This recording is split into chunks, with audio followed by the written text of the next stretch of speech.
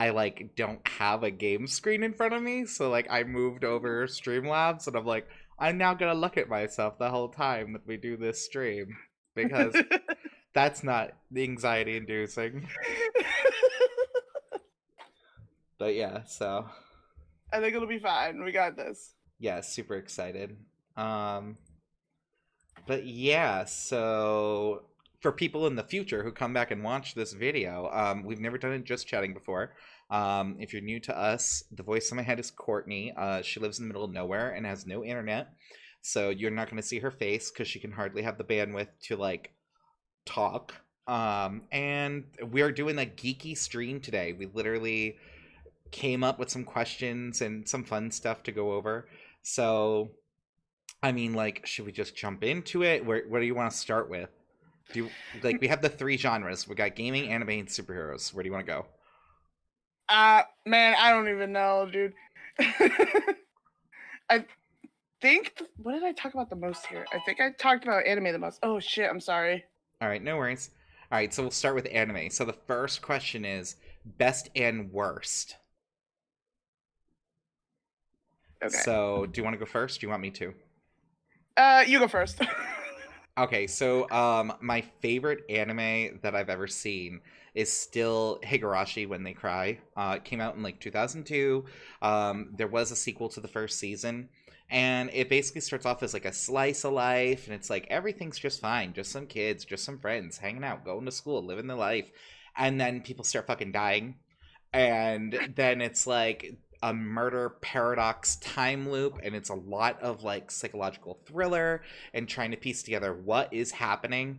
um and it's just amazing because it's confusing in the beginning because obviously they bury the lead because it's a mystery, and so people don't seem to be like remembering everything that happens. So like after everyone dies, like the board like resets, and they're just like do do do do do going about their lives. But then instead of it following like the same pattern and being like a loop, like in the traditional sense they're stuck in some kind of paradox, it like branches off and like different people become the killer, and like everybody basically takes a turn losing their goddamn mind. And it's amazing. Like it is such a good show to watch. And I guess they actually, when I was like looking into this, they created a new like addition to the story in 2020, and I was like, what? So I have to go and see that because like I need a season 3. But yeah. Oh, for real. I like how you started like, oh, it's just kids going to school, it's not happy. Then it's just like, bam, murder. And that's how it sells itself. It's like, we're just going to school in our small town in our slice of life. And then it's like, oh, and by the way, I have a bloody hatchet in my hand. Don't ask questions. And you're like, what? And it's like, just kidding. I have to kill you. And it's like legit. And it's like, that's the whole show. Oh my gosh. Okay, so I did best anime that I've seen.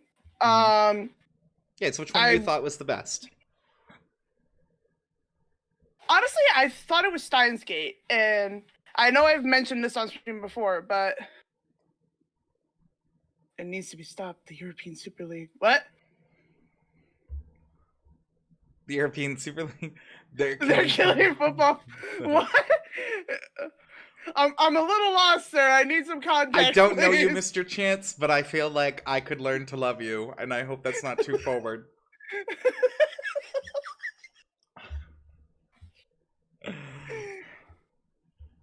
Today is the day football died. Oh no. I'm sorry to hear that. We'll have like a 3-second moment of silence. All right, rip football. So, go ahead, Courtney. Anyway, okay, so basically, the main premise of Steins Gate is that the main character is this crazy scientist dude who's been studying like time travel and trying to make crazy inventions and stuff. And literally, the main plot starts. The first episode, he goes to see a speech from some scientist dude he respects, and then finds a dead body, and then suddenly he like tried to call his friend, and then he's like outside the building, and then there's a UFO in the building. Oh, so shit gets weird fast. Yeah, it like Hmm. pretty immediate. It gets pretty fucking weird. And I love those kind of shows too, where it's like the instant mind fuck, where you're like, oh, this is gonna. That's why Higurashi was such a big choice for me. Where it's like, oh, it's gonna be about high school, and then it's like, nope, it's about genocide of children, and you're like, what? Like, Yeah, so you like think it's gonna be like, oh, you know, this scientist dude and his friend making inventions in their garage, whatever. Nope, they make a legit time machine, and then it goes off the wall from there. Like, it. There's parallel dimensions, people being murdered. Like, it's crazy. okay, But so it's just oh, I'm sorry. All right. What about like your worst? What's the worst anime you've seen? that's hard Mine's because like most. cheeky. Do you want me to go first? So I set the bar real low. Are you ready? Sure, go for This it. is how low the bar is.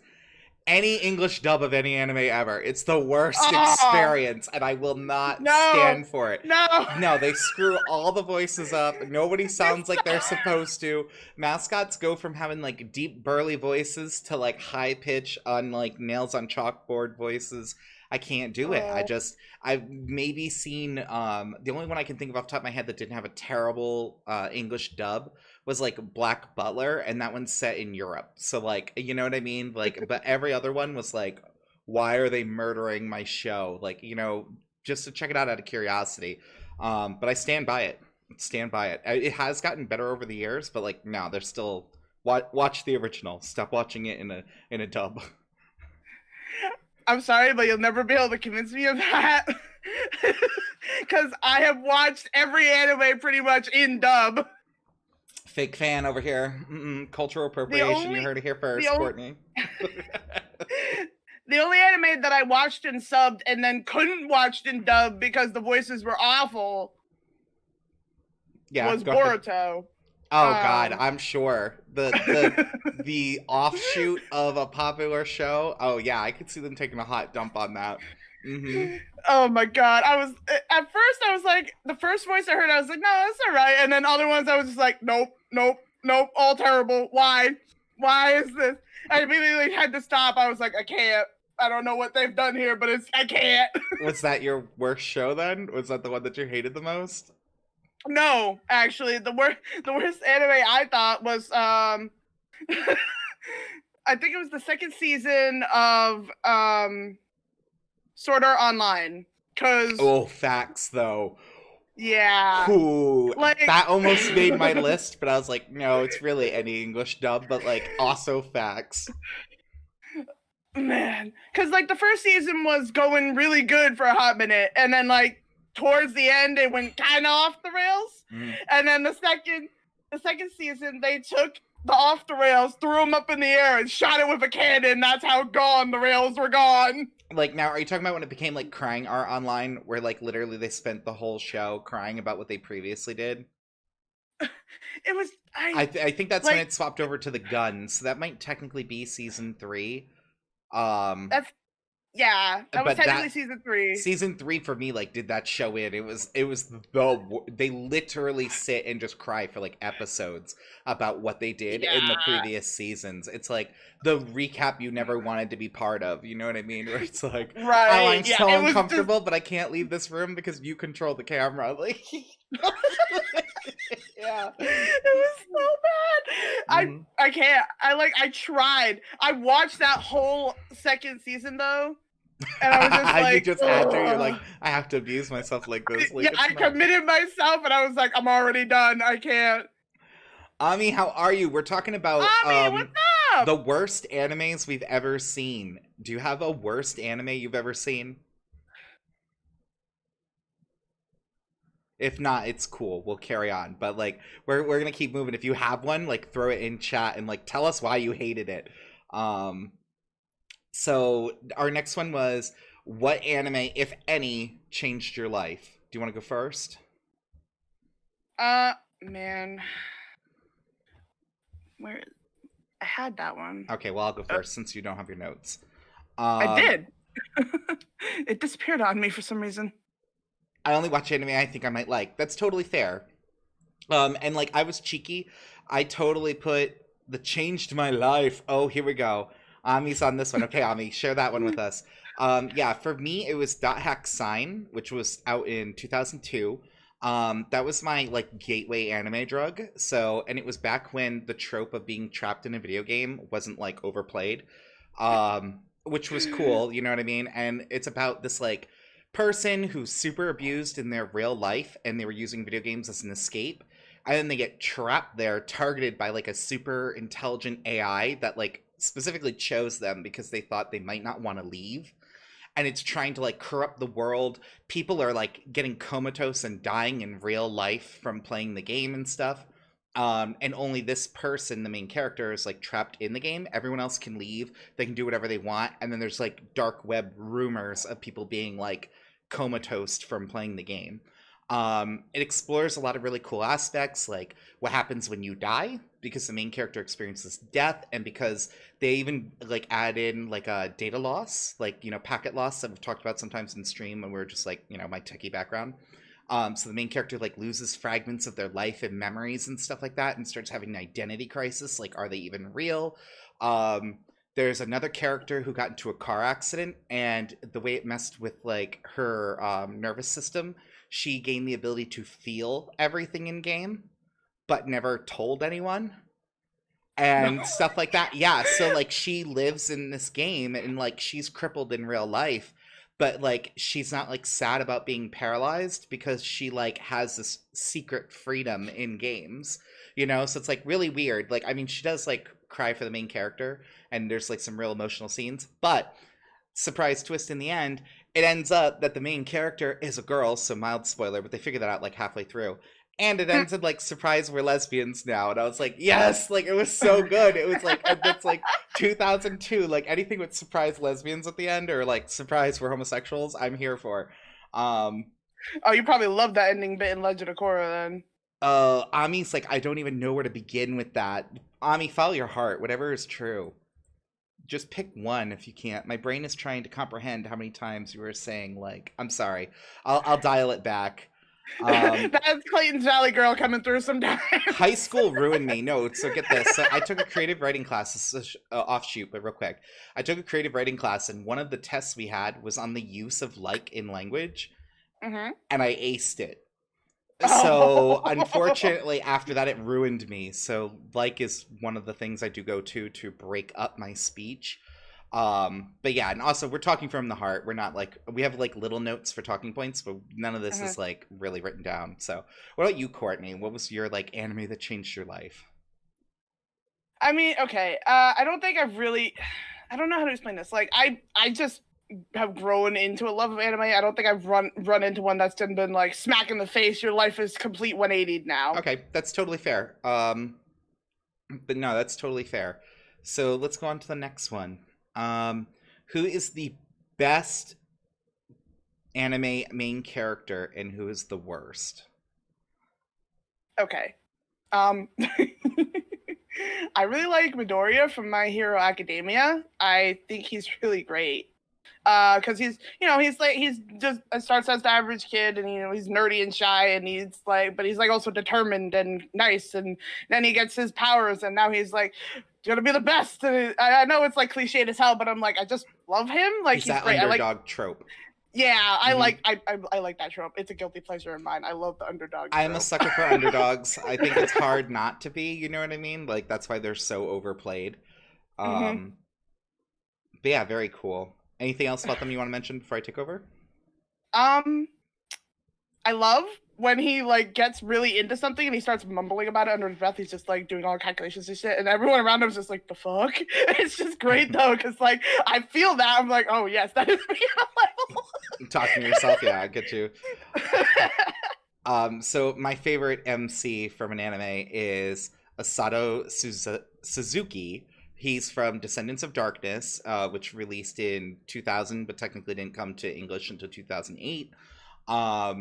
So he was like super abused in life, and everyone basically treated him like crap because he was like eerie and had like different colored eyes or some bullshit like in the show. It was like the worst reason ever to abuse somebody.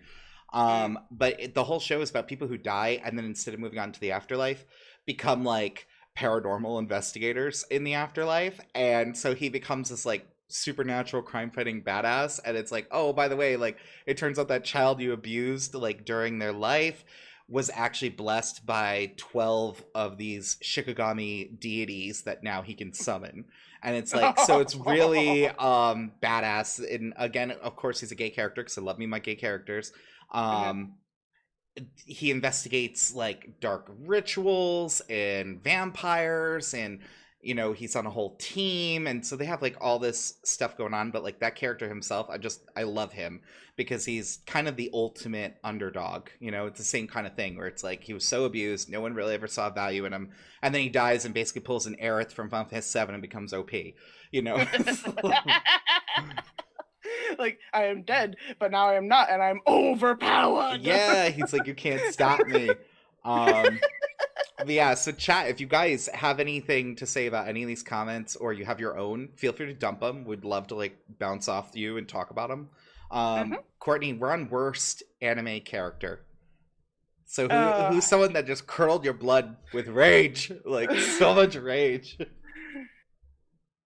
like terrible character wise, fuck. Mhm. You should already have It, this. I do, and I'm bemoaning saying it because it's so oversaid, but like thinking about it, it's accurate. Fuck. Okay, it's Sakura from Naruto. Yes, Like, same person, same person. I'm like, like, out of all the people I ever hated, I hate you the most. I'm like, I wanted to like her like so badly when I was watching Naruto. I was like, I saw hints of what they were trying to do. I'm like, okay, cool, so do it. And then later it's just like nothing. I'm like, what happened to the development? What, you keep saying you want to get better and not be left in the dust. Bitch, you are doing nothing. Cool, you can make magic slugs and heals and shit, but that's about it. And that took her forever to get to because she was like, I'm so useless. I'm so sad about being useless. And I was like, God, would you do something? Like, Hinata felt the same way, but she fixed her shit by episode like 117. So where have you been? You know what I mean? Yeah. Whatever the episode was with the bees. It was like 117 or 170 something. I remember because I was like, that was a goal in high school to get to. Adult Sakura was fine. Yeah, but it was too late. You can't fix being crap for like 20 years of your life with what felt like 20 years, right? Because it was like all the filler in Naruto. Like, come on. Oh my god. Okay, Yeah, so Ami's talking about Dragon Ball Z, or Dragon Ball rather, changed my life. Not in a really big way, but it motivated me to want to become a lot stronger and be there for my friends a lot more. And you know what? Sometimes that's like the coolest thing ever. You know what I mean? When you actually see something and it like gives you a sense of like direction or purpose, that in itself, I wouldn't underplay that. That's a really powerful thing. Who said we were allowed to start shooting without you, Sakura? We did. Okay, Akot is like Beast was in the anime only. Hina never had that development in the manga, sadly. Wow, rip. That's actually a very common thing in Naruto. A lot of the side characters who got so much development in the anime, you go back and read the manga, they got like nothing. That's actually why I like the anime better, because they actually developed some of the fucking characters and gave them personalities and development. Like, thank you, instead of it just being like, oh, look at the shy girl on the side, she's so in love with the MC, and then she does nothing forever, and then it's just like, and then the anime is just like, oh, look, she developed. It's like, great, thanks. So this way you can tell this is Takora. How I've watched anime a lot. I say oi. Yeah, sometimes Courtney shouts that too, actually. Bearsy, it's okay. Yeah. Anime is only a part of this. We're going on to games and we're going on to superheroes after, so hang in there. You will hear some good stuff. Oh, here we go. Akot, it's like, I heard the anime of Boruto was better than the development of the manga too. So, Boruto is the one that Courtney was raging out about their English dub. She said that was hot garbage, it wasn't worth your time, and it was like abuse. No, okay. Well, the English dub, yes, but like the sub version is much better. The thing with Boruto, the anime, is that it actually starts before the manga starts, and then catches up and goes. So I think that's why it's more developed, because it's just like, okay, here's the starting point. We're gonna go back here, do some stuff here, and make characters better, and then go forward. Which I think is actually probably a good way of helping to develop some characters better. So to Cora, to answer you, I was just typing in chat, but we're talking about our least favorite character in an anime, which Courtney and I both had Sakura from Naruto down. So that's why we kind of like went down a Naruto hole for a minute. Um, Yeah. but so this one was our wild card question. So like, let's jump into this one too, because this is a cool one. Yeah, tell us if you have one you hate. Because we can totally jump back and forth. So this is a good one. You guys will love this. This is the classic. Who would win in a fight, X or X? So I picked Kirby or Pac-Man. Oh my All right, god. seriously, Kirby or Kirby. Pac-Man. But Kirby, obviously. how? They both eat everything they come across. Yes, but Kirby gets powers from what he eats. He can literally eat a sword and then just slice Pac-Man Pac-Man in can half. eat and shit out your soul. What do you mean? Obviously, Kirby's gonna win. See, everyone's agreeing with me though. Kirby would win. destroy See, Kirby Pac-Man. would yeah, Nobody. exactly. I thought that was such a cool combo because it's like, come on, like, oh man. But everyone is so on the Kirby kick, though. Yeah, Ami too. Ami is like Kirby. Kirby 100%. Kirby threw a giant monster over the moon. Yeah, but Yeah. like, I mean, I feel like Pac-Man would have that kind of BS too if like he came out later. Because I was just thinking like power sets, like they both like go around, they consume everything, and like literally eat their enemies. Like, I mean, Oh, okay. Well, how about this then? If you're talking about like, because early Kirby, like his very first game, he Mhm. didn't get abilities. He literally just ate shit. So if we're going based on that, it'd be an actually equal fight, and then Pac-Man actually might win because he can eat the power pellets and go beat up I mean, Kirby. it really comes down to who's got a bigger mouth, right? Kirby or Pac-Man? Kirby, obviously. Who are we fantasizing more about? Kirby's mouth or Pac-Man's mouth? Drop it in, drop it in chat. Who sucks better? Yeah, exactly. Oh my god. Who's got that DSL? All right. Courtney, what Okay. was yours? I'm ready. So mine was actually more anime based. I had Gaara versus Toph. Oh Which, yes, I actually know yeah. who Toph is. Yeah. Ooh, that's. I would think Toph. See, that's what I was thinking too, because she can sense the earth no matter where it is. And even if Gaara was flying around on a sand cloud, she'd still be able to tell where he was coming from and beat the shit out of him. Yeah, I was like, that's a bad pairing because, like, even though he's got all the sand magic, like, she literally can see like through the planet. So it's like, no matter what he does, he's just basically like on a Google alert. You know what I mean? It's like Gar's coming towards you, and it's like,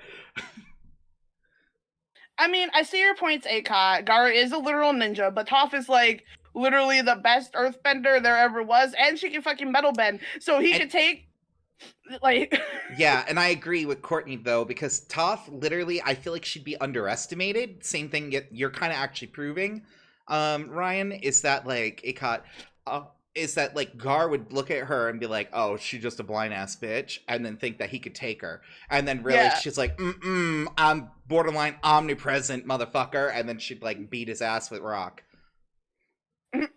She can't feel things. I thought she could sense earth no matter where it was. Yeah, but if he's riding on sand, she can still feel it.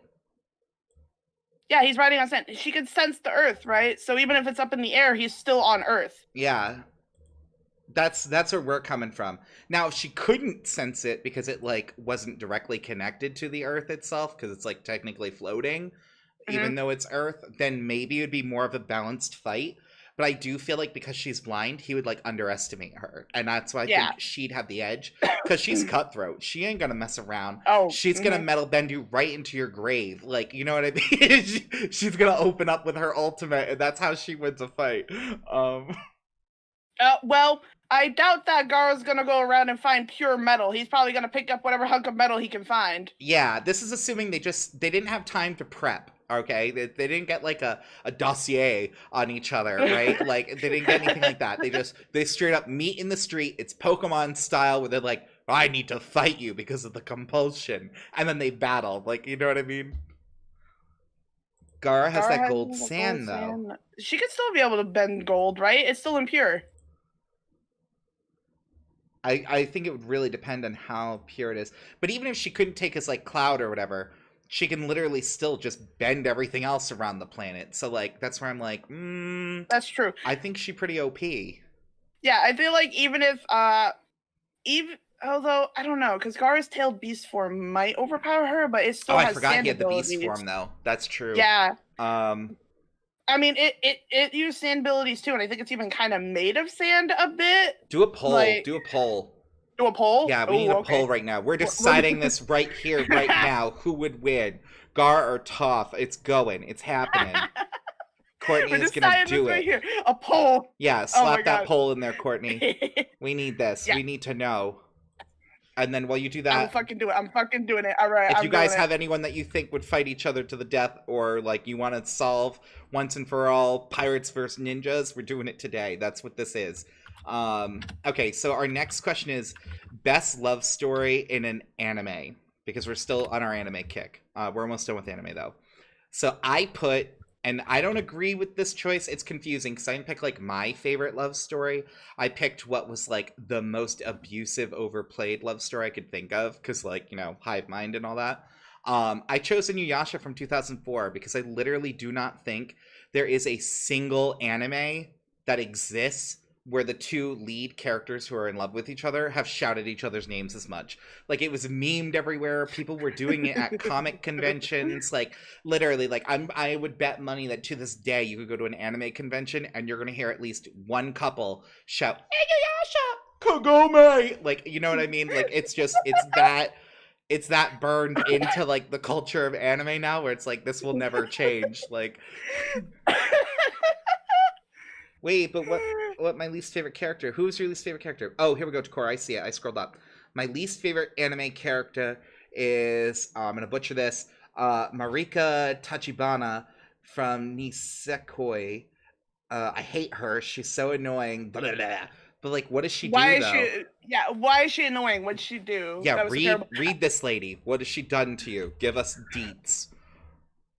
I'm actually gonna pull her up and try and do a quick, like, if I can get some info on her, because I am so curious as to what. And Courtney, what was your favorite love story in an anime? Oh man. Oh God, I see her. She looks annoying as hell. I wish I could. Oh, I'm just put gonna it in pull up the Discord. page. You're gonna pull up the page Yeah, already. I'm Let's just see gonna this. literally let me add another input. Here, we'll just literally swap to one of our other modes real quick, so I can just pull this up because it's like she looks like somebody that you would fight in the street.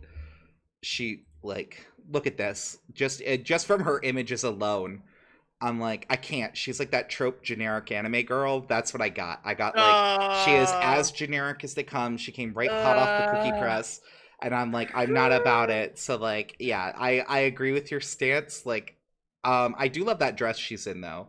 That, like, one right over here. That's cute. But everything else about her I hate. All right, so we're back. ugh. Oh my god. Can you guys look at Discord? I got gems at the gem shop. We will check it out after, I promise. Oh, I see. Very cool. You got literal gems.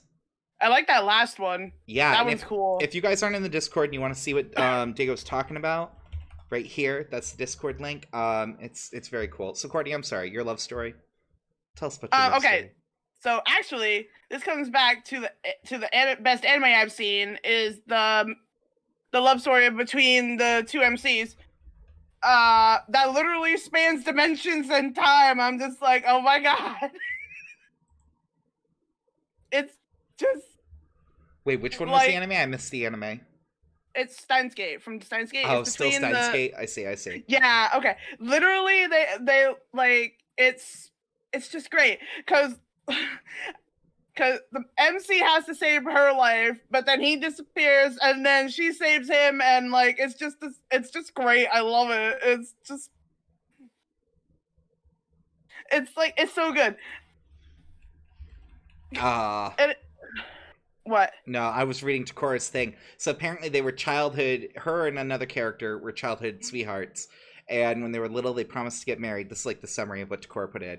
And they split up, and then they meet again in high school, and she's like, hey, let's get married. And then she gets mad that he's like moved on in life because like they were fucking kids. And yeah, that's a cup of womp. And so then I guess she gets upset and literally tries to break up their relationship and stuff.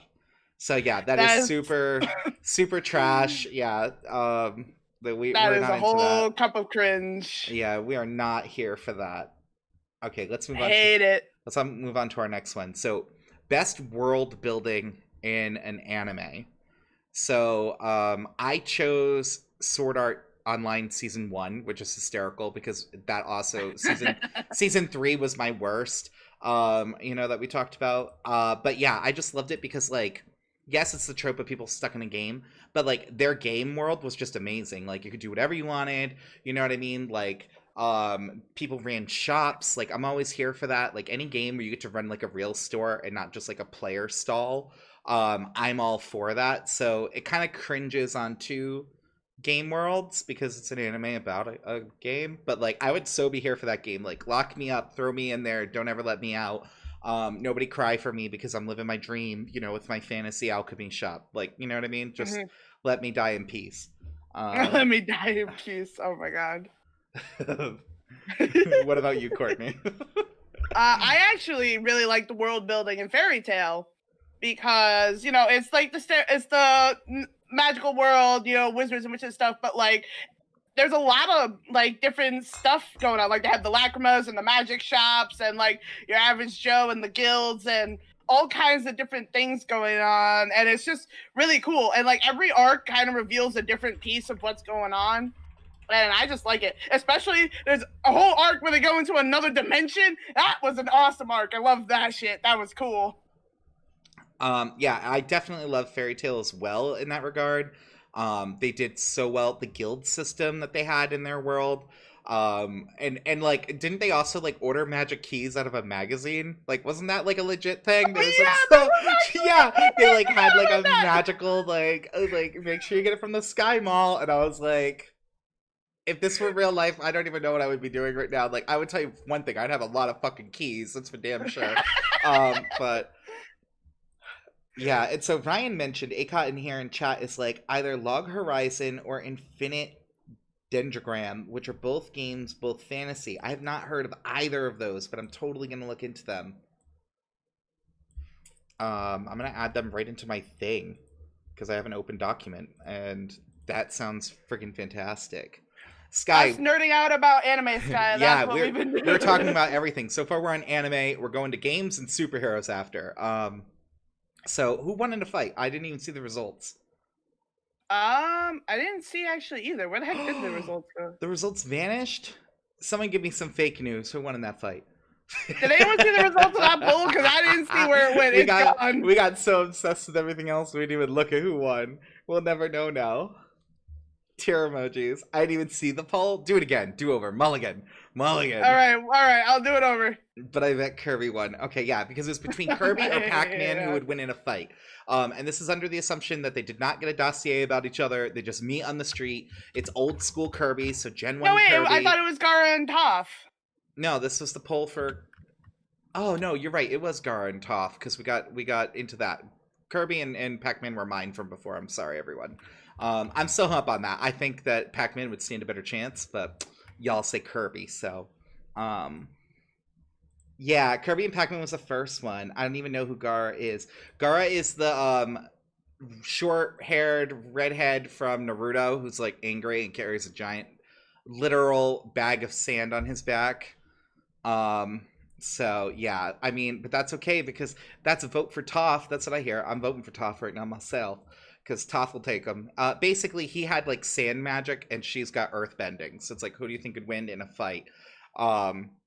Because they're like, but he is a ninja, so he does have like some ninja skills, but she was also pretty OP. So that's where we got into like a heated debate. Yeah, but then we also thought about Gara's one-tailed form, which would probably skew things again. Yeah, so we were like, okay, he can also turn to a monster. All right, so let's move on. So, favorite genre of anime?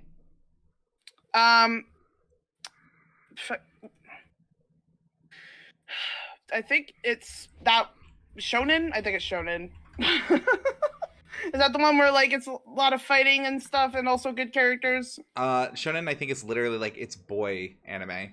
Like, isn't that literally what it translates to? Is it? Because when I think of shonen, I think of like Naruto, Fairy Tail, Black Clover, stuff like that. Where it's a genre of Japanese comics and animated films aimed primarily at a young male audience, typically categorized by action-filled plots. So yeah, and the only reason why I was like that because it's literally like shonen ai is like boys love. Uh-huh. So that's why I was like, I'm pretty sure that it like literally is like boys. Um, Okay. but yeah, so no shade or anything, but I was just like the literally yeah. Yeah, I really like the anime that has like the action-filled plots and also good characters alongside it. If it's just fighting for the sake of fighting, I'm just like bored out of my mind. But if it has good characters, I'm like, yes, give me this. I'm here for it too. I don't mind it as long as I walk that line where I'm like, it depends on how much fan service there is. Like if the anime is opening with like 13 panty shots, I'm out. Like I'm too gay Oh for it. I ain't here yeah. for that. One that pops into mind real quick is like High School the Dead. If you ever saw that anime Oh. where like literally a girl falls down and then someone's like shooting like an assault gun on her and like her boobs are just violently jiggling as he's firing it, and it's just like that's too much fan service for me. I would It's feel the same way if that's it was like a dude's bulge, you know what I mean? Like, just to be fair, like if it was just jiggling junk everywhere, I'd be like, what the hell is this? I'm out. So it's been so long since I've seen High School of the Dead.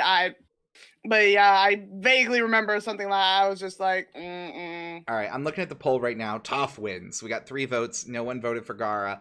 So Akot must have like yeeted out of here or just like didn't care to cast their vote. Um, so yeah, so Toph wins. Flawless victory. But yeah, Love it. so I definitely like my shonen I am a yaoi. I like gay characters, I like gay plots because like I need to. It doesn't have to be. Yaoi's kind of like evolved over the years because it used to be like straight up Mm-hmm. just porn, and now it's like Mm-hmm. there might be sex in it, but it actually has a storyline. So like Junjo Romantica stuff like that. I'm here for that. You know what I mean? Like I'm giving my gay storyline. But fantasy, so shonen is probably like my second favorite. And Yeah. it could be first if not for all the freaking fan service tropes, like in a lot of them. Um, Yeah, I understand that. I think my second favorite is Slice of Life because I like stuff like that. Like I love Fruits Baskets, and that's just Slice of Life through and through. And I like watching characters doing this shit day to day and just living, you know. mm-hmm. Fruits Basket, love it. Yes, Sakura is like in it. Um, yeah, absolutely. And Courtney and I were talking about Fruits Basket earlier. You guys should have heard us like going at it. Because like we were like having a crisis because it was like what makes a superhero, and then we're like, are all anime superhero shows? And then is anime really just a subcategory of the superhero genre done in an art style? Like because like in anime everyone always has like some kind of ridiculous like otherworldly ability. Like they're just not totally human, like the rules of anime or whatever. And then it's like being a superhero is like you have to have inhuman ability and then do good with it. So we were like, and it was just like triggering. We had like a whole crisis between the two of us. Oh Um, yeah. so now the most what the fuck moment in an anime, Courtney. What was your most what the fuck moment? Have you ever seen alien frogs discoing? No. Is that the title or is this like something you witnessed? No, it's from an anime called Sergeant Frog, which is about alien frogs who come to Earth, and at one point they disco dance, and I'm just like, why? I don't know how to respond to that, but I feel like because you watched an anime called Sergeant Frog, like you kind of own this. Like, you know what I mean? You brought that evil on yourself. It was a good anime. That was just one of the weirdest things that happened into it. I'm just like, why? Just all of Sarah's on my I have no idea. I probably butchered the crap out of that, and you're welcome. Um I haven't seen that one, but I think of freaking Elfen Lied or Elfen Lead, whatever the title is called. I haven't seen Oh that my since high god. school. Like, there's so much I mean, the whole show of that is kind of like a whole what the fuck ride because there's so much like casual incest and like no one actually sleeps with each other, but they're just like, I fantasize about you, and it's like, I fantasize about you too, cousin, and it's like, oh, like, and then people are like murdering each other over it and stuff, and I'm like, I've never seen someone fight so hard for incest in my whole life. Like, I'm out. Like, it's an Oh older my one to god. Korra, but like, think of it this way: these are like cool things that you can now like go and check out if you're into them. Mm-hmm. Elfenlight was a really solid anime, despite the what the fuck moment. Like that was like some real cringe shit. But like it's all about like psionic people and being abused by a system basically, and then also fighting Mm, against that system. So it's like really weird yeah, with like incest sprinkled in there, and it's like why, like. yeah. And Sergeant Frog is, like I said, about these alien frogs who come to Earth and they end up in a human house, and it's funny and weird, and it's really good if you're into some weird shit and just want a good laugh. All right, so now we're changing gears. So games or superheroes, you guys? Which one are we diving into? Games or superheroes? Also, Kyo is my favorite Fruits Basket character too, Takora. I love him.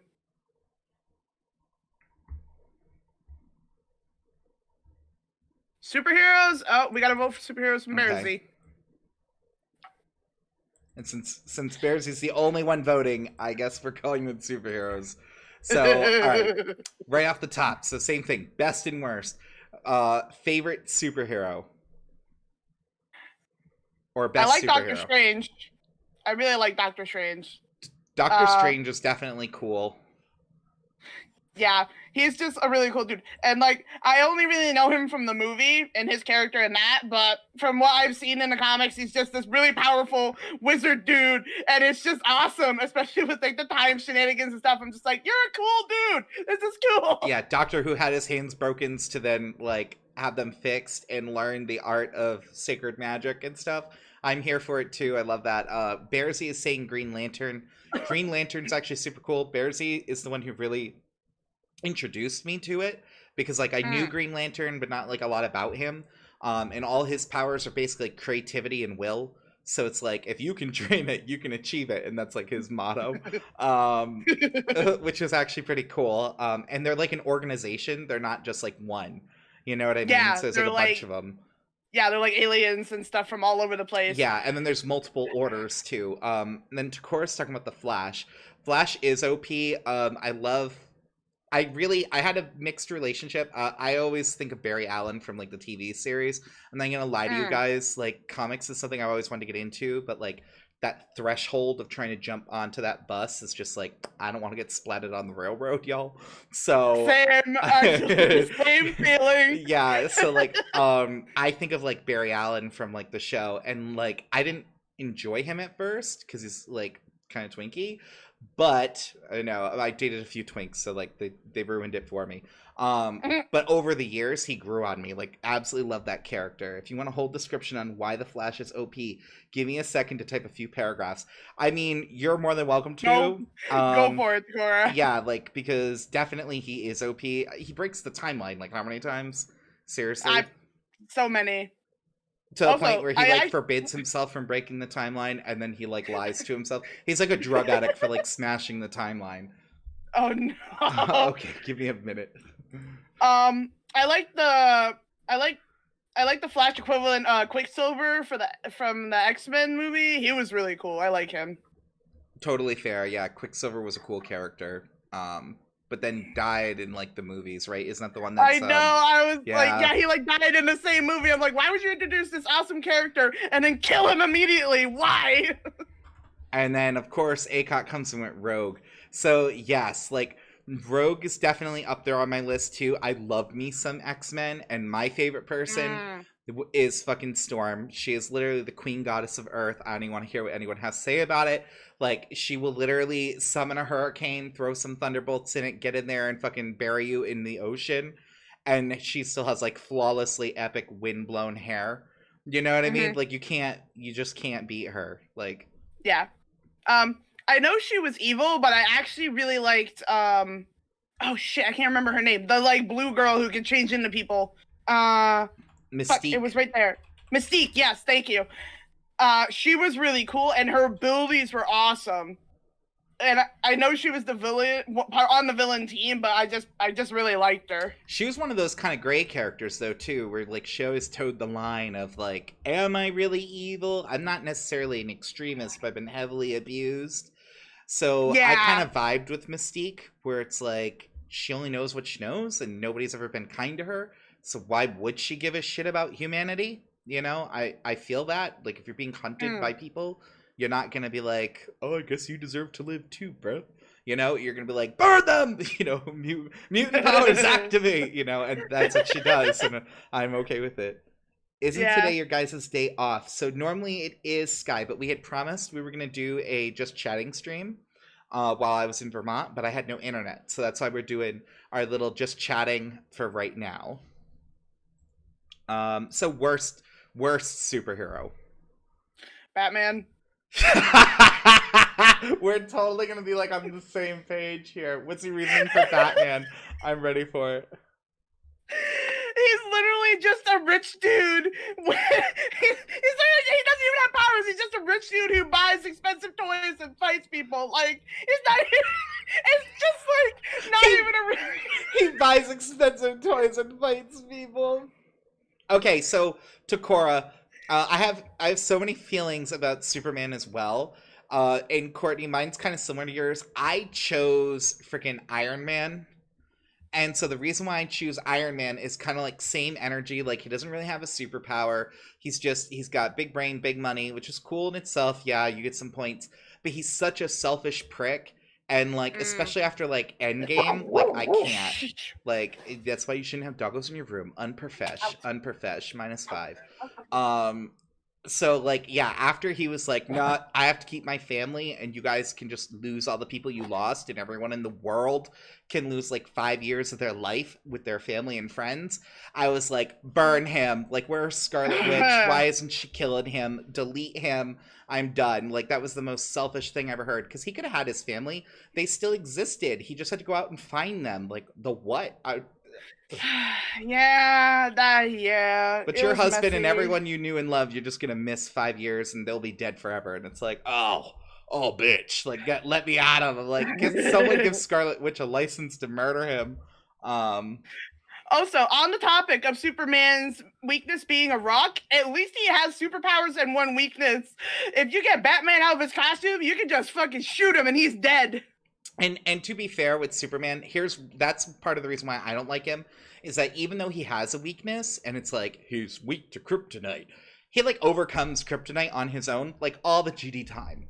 You know what I mean? Like, so who is that really your weakness? Like, if you can just solo it by yourself, like it's his one flaw, and it's like, nope. Like, I mean, they even in like the shows and stuff create like artificial radiation chambers and stuff to like, so you can't even block out the sun because these bitches are just going into like a tannin booth. You know what I mean? And they're like, recharge complete. And I'm like, get out! Like, you're too perfect. Like, I can't.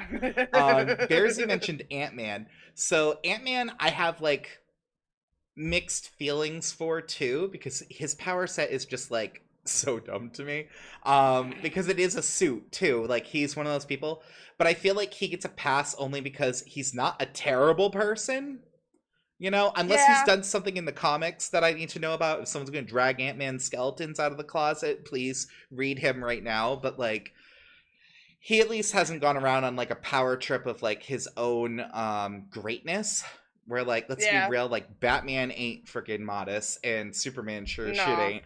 Like, you know, Plus, let's be honest, everyone was laughing their asses off of that meme where Ant-Man would kill Thanos by going up his poop chute. So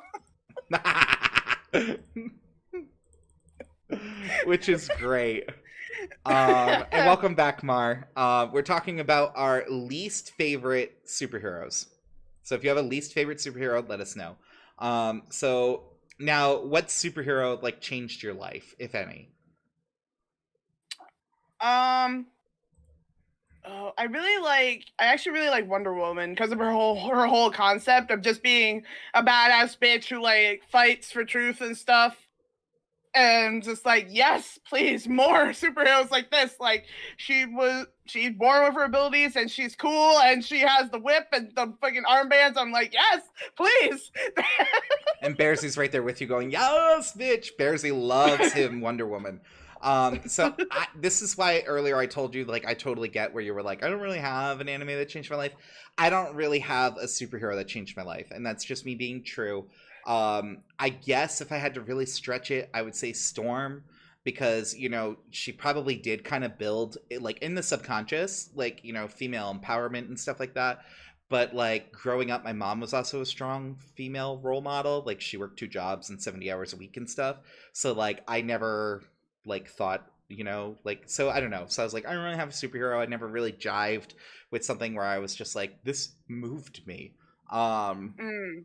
you know, so like, except for the time that Iron Man was a bitch and like left Scarlet Witch and the rest of the world without, and that changed me in a bad way. That did not make me a better person. That made me hateful towards Iron Man. Oh my But god. yeah, so triggered. Um, okay, so who's the best superhero MC and who is the worst? Which Okay. we kind of talked about. A little bit, yeah. Yeah, we kind of talked about that a little bit. But I Unless you mean, want. best MC. I mean, main character is totally different. Mm. I went with Harley Quinn, not Harley Quinn, Poison Ivy from Harley Quinn. I love me some Poison Ivy, and you know, especially with the whole like they're lesbians now, and I love it. And I know that was like canon before, but like just to have the Harley Quinn show be that good, and then it's like, oh, and by the way, Poison Ivy is this like frigid bitch who's like really crunchy on the inside too, but like just a little gooey, just a little gooey. And I was just like, I'm here for it. She hates people who freaking don't do anything about the planet, like, you know what I mean? So I'm all there for it. And she basically dislikes people in general because they're trash, and I'm like, that's kind of a mood, like, Mm. so. Oh my god. Man, best MC. I had one in mind and now I'm just like, yeah. I really liked the I really liked Robin from the Teen Titans. I know he's like supposed to be like the stereotypical like, oh, leader type, but he's badass and he's cool and He's straight up a and Boy he Scout, though. yeah, he is kind of a Straight Boy up a Boy Scout. Scout. He He's too is, goody goody for yeah. my blood. I need a A little little bit. crunch to my cracker. I can Um, which I get, but I liked him though. yeah, he's like the inverse of Poison Ivy. He was like all gooey. Yeah.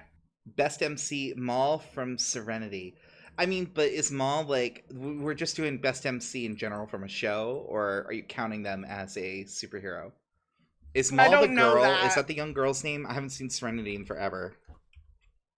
I don't know Serenity. I have no context for Oh my this one. god, Serenity was great, but I just don't know. Oh, Malcolm Reynolds is the main character, so that's probably what you're talking about then. Yeah, because they called him Mal. I couldn't remember the girl's name, which is River, it looks like. Because she actually had like some superpowers, didn't she? Yeah, it was for superhero MCs. Yeah, no worries though. But Firefly is totally good, and if you ever want to bring up Firefly to me, you just bring it up. Like, no shame in that. I will talk about that shit all day. Like, literally off topic, but like Firefly, one of the biggest scenes is like one of the first episodes. They're interrogating these people who came to kill them, and they're standing outside the ship, and then the guy's like, we're never gonna stop hunting for you, and blah blah blah, you better keep running, right? Because they're gonna let them go. The main character kicks the dude into the jet engine of the spaceship, and he gets like Oh pureed in front of everyone else. And he was like, what do you think? And they're like, nah man, we ain't got beef with you, bro, you just do your thing. So like, that was fantastic. So like, I'm here for him. Oh my god. Yeah, That's I'm here for great. him. Okay, so then worst superhero. Worst superhero MC? Yeah. Oh. For the main Fuck. characters, yeah. I mean, like, we kind of already touched on Batman and Iron Man, so I don't want to like recycle them. I personally, and this is gonna be unpopular because I know like Jason Momoa or whatever the hell his name is has made it super popular. Aquaman, I just couldn't jive with it. Like, every time I think of Aquaman, I think of like the SpongeBob equivalent with the old guy, where it's like the crappy like fish talk powers, and it's like just not good. That's my like memories of Aquaman being like the butt of jokes as a kid, where it's like, I speak to fish, and it's like blah blah, you know, and it's like, oh, I'm embarrassed for your lineage. Okay, Green so my least Arrow. favorite. Ooh. Cruffer. Hey, how are you, Cruffer? Yo, what's up, Cruffer? Least favorite superhero. And Bearsy went with Diana for favorite superhero, which makes sense. It's Wonder Woman. Mara, no Yeah, that's worries. alright, Mara. You're good. If you want to jump in, jump in. But if you want to just listen and chill out, that's exactly what this stream is for. Okay, so least favorite. is actually, man, I really don't like Raph from the Ninja Turtles. Because no matter what iteration he's in, he always has a chip on his shoulder. And I know that's the point. He's supposed to be the loner of the brothers. He wants to be the big tough dude. I'm like, you're just irritating. Like, shut the fuck up and work as a team and get over your shit. Like, why? Yeah, the cranky red Ninja Turtle who I jive with. Yeah. I like, and it's funny because as a kid I loved not Donatello. Is it Donatello? Who's the orange one? It's been so long. There's Leonardo, Donatello. I think is purple. Michelangelo. There we go. Yeah, it was like loved Michelangelo, and then like Raphael became like more of a focus later in life because I was like, nah, I angry. I ain't having fun with you. I'm mad. I'm mad about what I see. So whole mood. So we're gonna skip the next question because that was just who would win in a fight, which we loved. Ooh, a coding project. Oof, good on you, Cruffer. I would not be doing any coding. Oh no. No worries, Cruffer. I remember my time coding, and that's why it's in my past now, because I still remember it. Best love story in a superhero verse.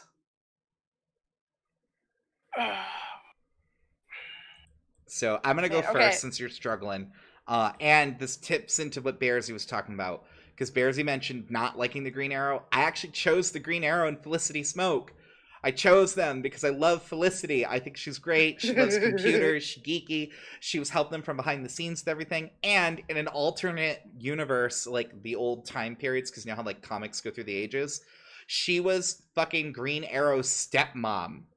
So like, think about the cringe that comes with that. So like, I was like, this opens like all kinds of fan fiction parodies. Like, I want all the like the bending of the multiverses where it's like, remember when she was your mother? And it's like, oh, you ruined it. Like, Oh, Marble has an ask. Who would win, Deadshot or Iron Man? oh man, see, I would go with Deadshot because I just don't like Iron Man. We talked about this. He was selfish. He let everyone lose 5 years of their life with their loved ones and left Scarlet Witch without a man. Like, okay, yeah, except I believe Deadshot's only ability is that they can shoot guns or something along those lines. They like never miss. They always hit their target. So that giant glowing core in the chest of Iron Man that keeps him alive. Oh yeah. Mm. You know. So yeah, honestly, yeah, even with Iron Man's suit, if he got shot in the core, he'd be dead. Yeah, so, yeah, we literally Deadshot. would be like, shot through the heart. You're to blame. I like the concept of Iron Man, but I agree with what you're saying. Yeah, I mean, don't get me wrong. Like, I think it's cool to have like a Machina kind of hero where he's like, I built this suit and blah blah blah. Really neat. But then they were like, let's make him a shitty person, and I was like, you know, like, I have my description of why the Flash is OP typed out. Do it, Takora. Hit us. Do it, Takora. Do it. Flash or Spider-Man? Ooh, No, so playing by our rules says they have no prep time. So the Flash would win. Because there's no prep time, Spider-Man wouldn't be able to like. I think if Spider-Man had more time to think about it, I think Spider-Man would probably actually beat the Flash. Yeah. But without that prep time, it's Flash. Yeah. Yeah, without prep time, it's Flash, but with prep time, most likely Spider-Man. Mm-hmm. So, because Peter Parker ain't no fool either. You know what I mean? No, he ain't. So. Oh my god. Right, okay, so best love story. Actually, this is from a webcomic I've been reading. Is with two characters. They're Scout and Quick Kid, and they're just so adorable. Like, so Scout starts as like, you know, the kind of like solo one who's kind of like not. He has like a bunch of walls up because he has to keep secrets and stuff. And Quick Kid's like the happy-go-lucky, bouncy one that like breaks through his walls and makes him open up. And I'm like, it's so adorable. I love it. I'm posting my many paragraphs. Posture check. Thank you, Crupper. Woo. Of why Flash is OP. Do it. Yeah, so no, totally agree. I wasn't even thinking about that because there's also a webcomic that I was reading a while ago that's Magical Boy, and it's about a trans boy who has magical powers. I remember I shared it with you, so I know you know it. That was great. That doesn't really have a romance in it, but that you were just making me think of like awesome webcomics. because I didn't even consider that for this. I was going like only AAA. All right, so then we got best world building in a superhero world. Mm. So this is kind of more like when we were talking earlier, and you were like, "Should we just do Marvel versus DC?" And I was like, "Nah, bro. Let's just do what we want." Yeah, that's why I was like asking. That's where my initial question of like, okay, so anime and superheroes overlap a lot. So because I was gonna answer this question with the world of My Hero Academia, because that world building I thought was really good, and they have a lot of I'm reading Flash all from. Takura's stuff. Takura's given the whole rundown. Now, the Flash can do all kinds of crazy stuff, anyone who's not familiar with him. So I'm not going to read through all of it because Takura's really given the whole breakdown of the power set. And I totally agree. Like, I get where you're coming from with it because it's 100% the truth. Cruffer's also on board. Cruffer's like Flash for me. And Bears is going Green Lantern again with favorite world building. I chose kind of like more broad. So I went with I love the X-Men, and Marvel ties them in with everything, you know what I mean? So it's like Spider-Man and the X-Men hang out and stuff like that, and I like geek out for it, you know what I mean? Whenever those things happen, I'm just like if like Storm makes a cameo anywhere, like send it to me. Like that's all I have to say. You will instantly brighten my day. Yeah, like I need her in my life everywhere I can, so like Marvel gets my points for that. um Yeah, you can post it in the Discord if you want, Takora. yeah, you can totally, you can throw it right in general if you want. Save the whole universe. Actually, have you seen the Kirby anime Marvel? Because that anime is great. My favorite is Kirby. He's here who saved the whole universe. I mean, so that's what we were talking about too earlier, where Courtney and I had like a literal conniption because we were like, when does someone stop being a superhero and they become a game character or they're an anime character? You know what I mean? And we were like, crisis of middle now. Like, that's what it was. All right, so here we go. So, favorite superhero genre. I mean, superheroes already its own genre. So that really doesn't apply here for our questions. But most what the fuck superhero moment. And like I'm gonna Most tell what you the right fuck now, mine happened moment. today. I know I already talked to you about this, but I'm going to talk about it again. Oh my god. Is it that arrow thing? No, it's the other one. Don't. All right, you want me to do mine? Okay, so my most what the fuck moment. I'll tell you guys right now. So I was googling superhero romances because like I wanted to make sure I didn't forget anybody. You know what I mean? When it's been like so long that you forgot somebody existed. Which is embarrassing, but like, I wanted to make sure. So as I'm doing this, I see this bitch and I'm like, who the hell is she?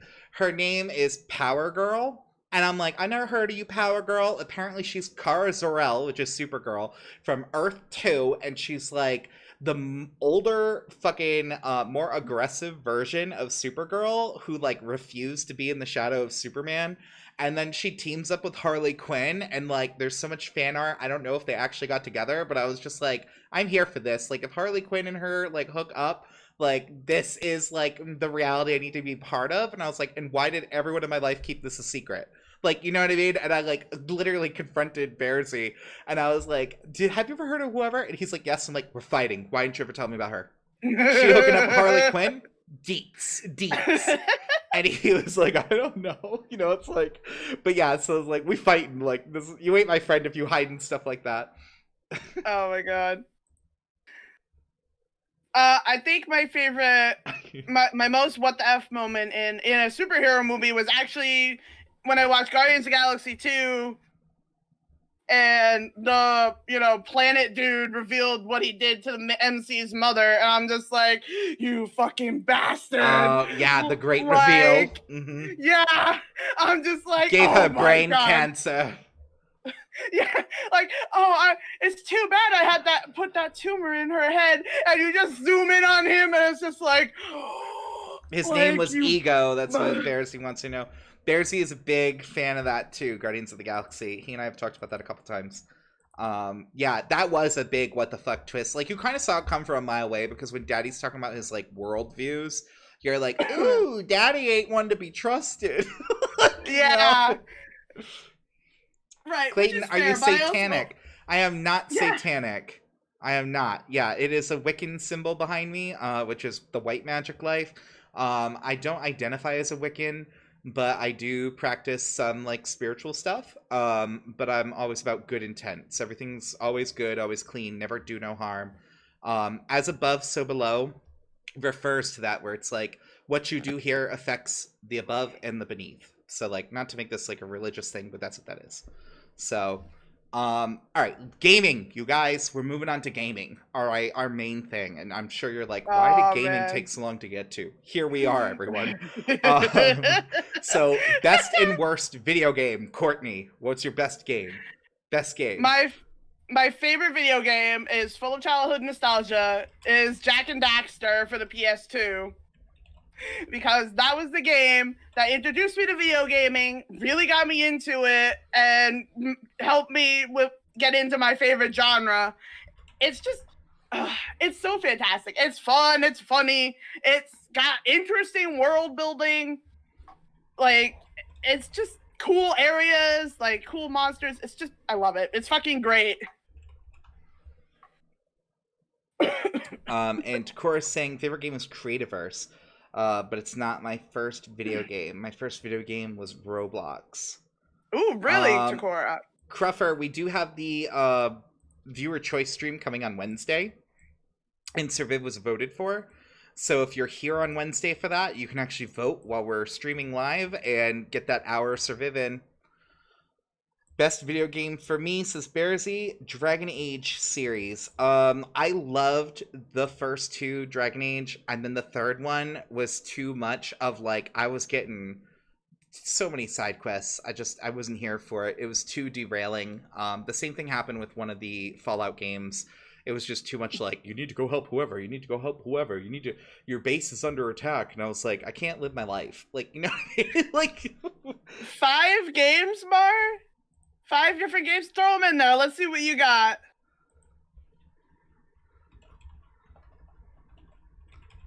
What am I if I like you're Satan complex. and You're complex. Yeah, complex. You are a multifaceted being existing in reality, and that's okay. You are entitled to be that way. My favorite video game ever, or best game that I think really deserves a lot of credit. It's an older one, you guys, so feel free to eye roll at me. But it's Everquest. I had to give it to Everquest, which is ironic because when I was a kid, I like hemmed and hawed about playing it, but I had no idea how good it was. Like when that game launched in 1999, like they did not even have like crafting recipes. Like the crafting system was like you had a box like Minecraft style, and you threw stuff in there and hoped it worked. Like it didn't give you a picture, it didn't tell you if something was going to combine, and literally you would just get a message that like it failed. And you didn't know if it failed because you didn't have the skill. You didn't know if it failed because it wasn't a real recipe. So there was this whole like age of discovery playing the game, and it was before there were like a lot of forums. Like they did exist, but like it took years to build up like a repository online, not like now where like everyone's super connected.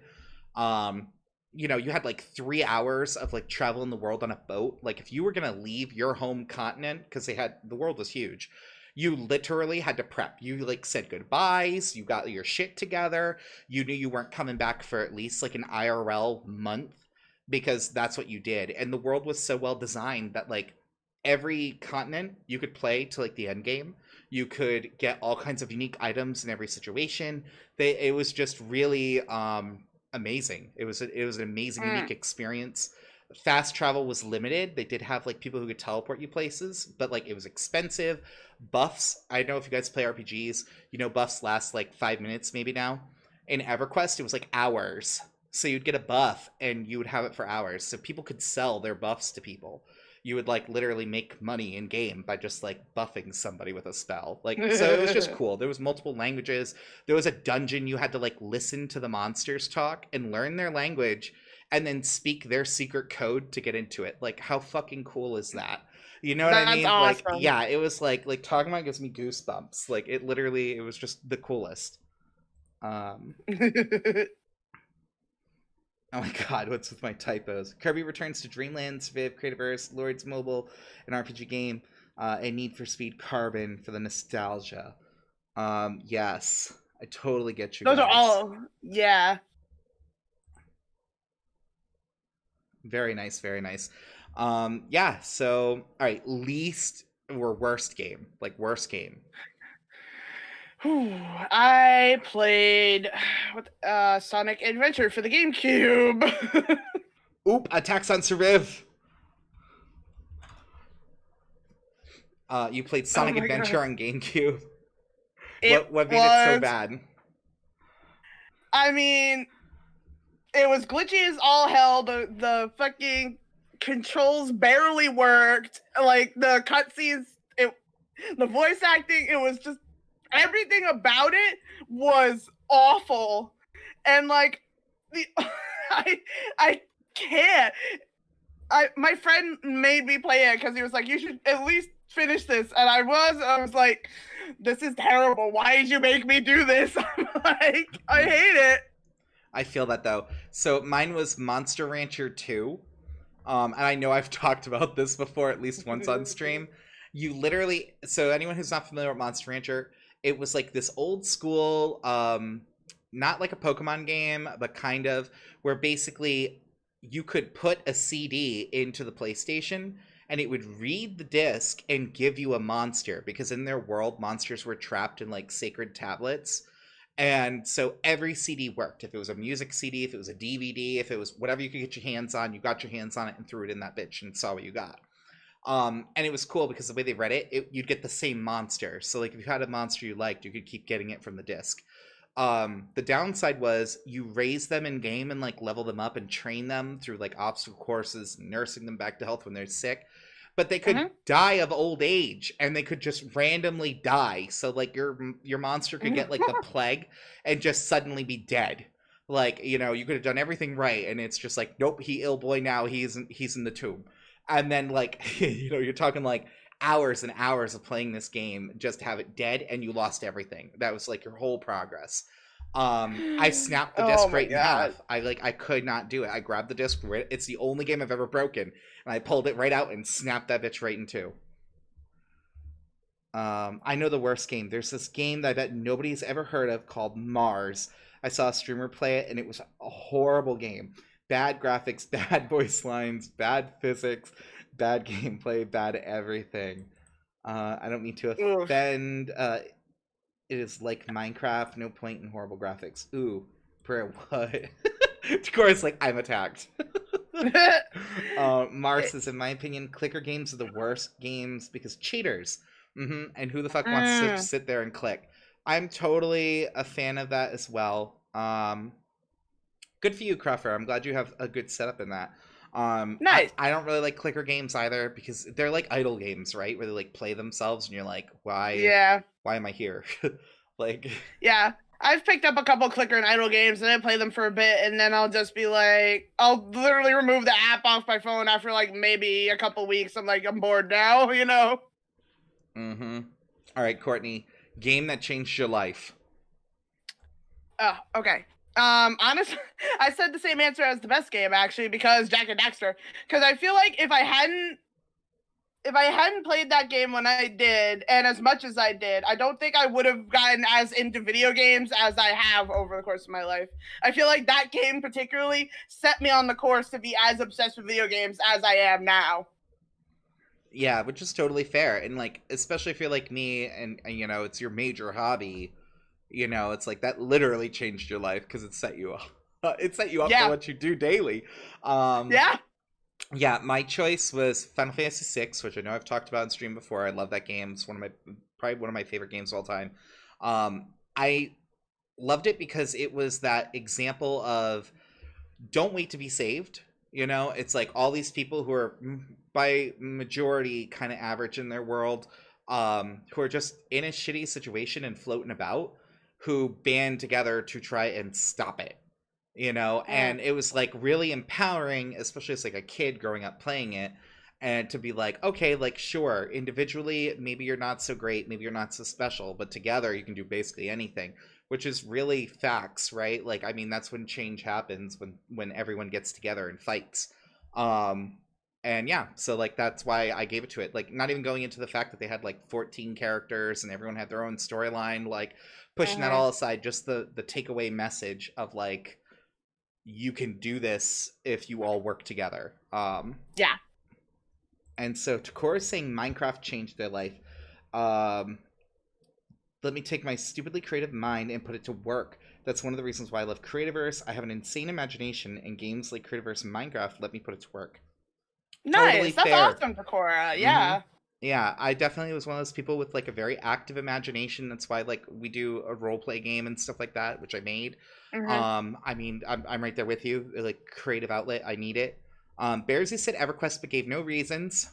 So Bears is just leaving us in the wind, wondering why EverQuest changed his Just life or how dangling it out did. there like, We'll never know, ooh. but there you go.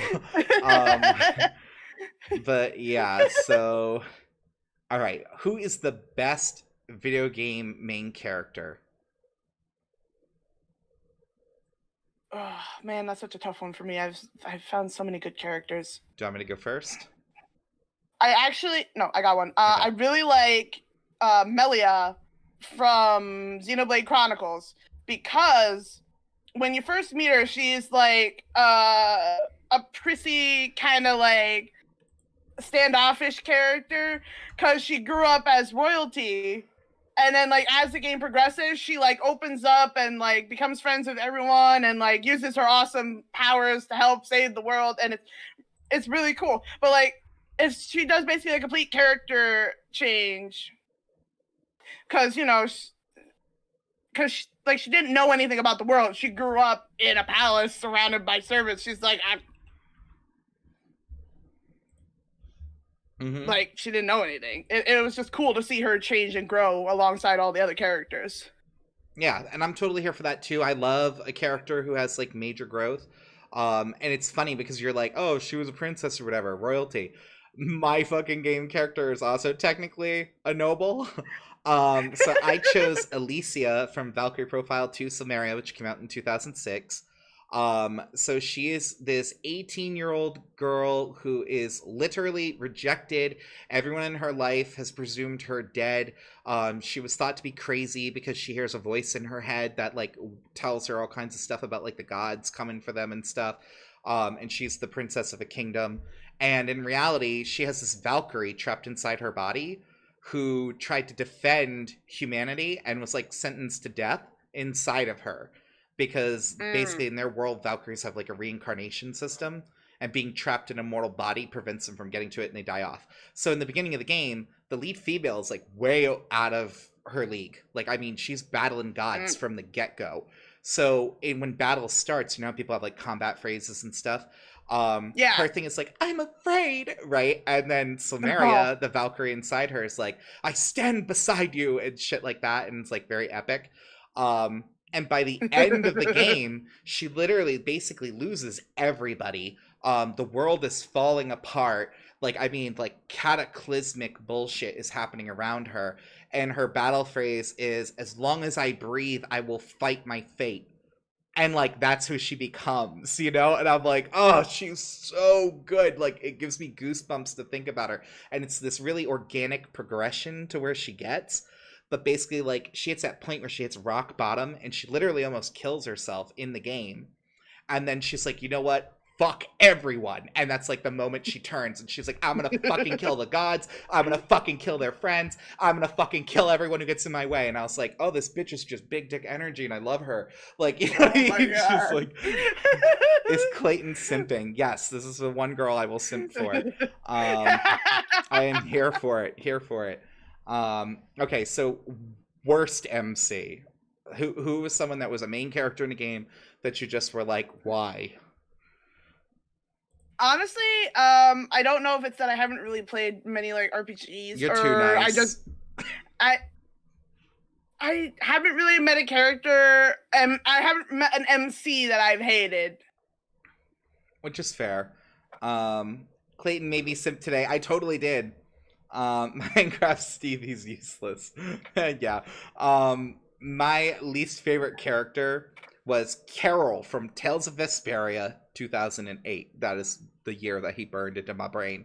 He's that little kid character trope where he's like, I'm gonna grow up and be cool, right? And you're like, oh, like this is too much of an adult plot for you, child.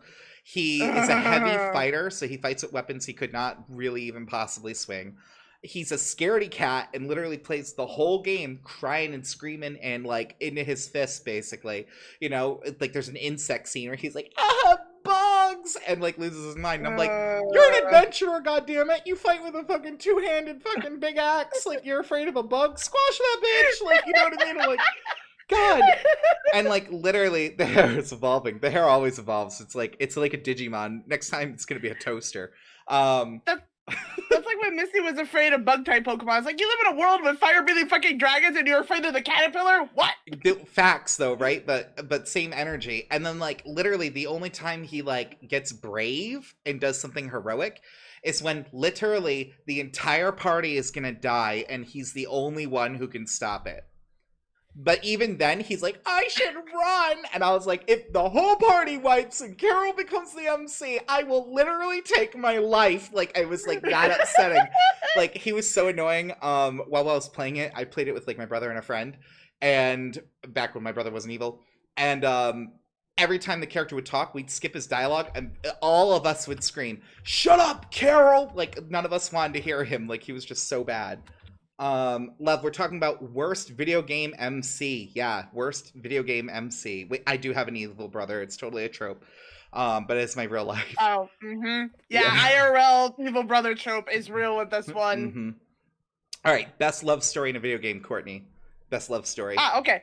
That is between Shulk and Fiora in Xenoblade Chronicles. And yeah, I was like, give us the deets.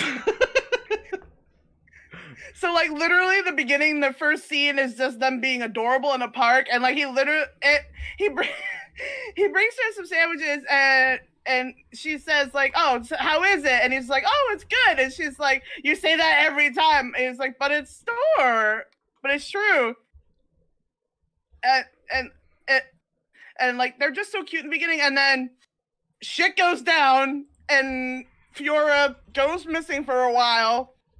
And then later in the game, they re-meet up under different circumstances, and they're still just adorable. Like, even after all the time apart, they still are just head over heels and great for each other. I'm just like, like, because like, without giving too many spoilers, let's just say that their romance plot spans across large distance and death. So. Oh, that's freaky. Are they having sex with a ghost in it? No, it's not it. She's not a ghost. She's not a ghost. I can't. Okay, that's give fair. all that's the fair. details. No worries. I just want to make sure. So I will answer Takora because Takora wants the story of my evil brother. I'll give a little synopsis. I'm not going to go into tons of detail, but let me do this first. So best love story in a video game was Shadow Hearts. And I've told Courtney about this before when we were talking, just hanging out. That lead character, his name is Yuri. He is not much of a hero. He's not the kind of person you would want to meet on the street. But over the course of the game, he becomes nicer. And by the end of the game, if you get like the true ending, it unlocks like the love story. So basically, he's like this badass evil person who fuses with the souls of the people he murders in order to gain power. Legit, that's his life. The lead female that he falls in love with is literally the daughter of the fucking Pope.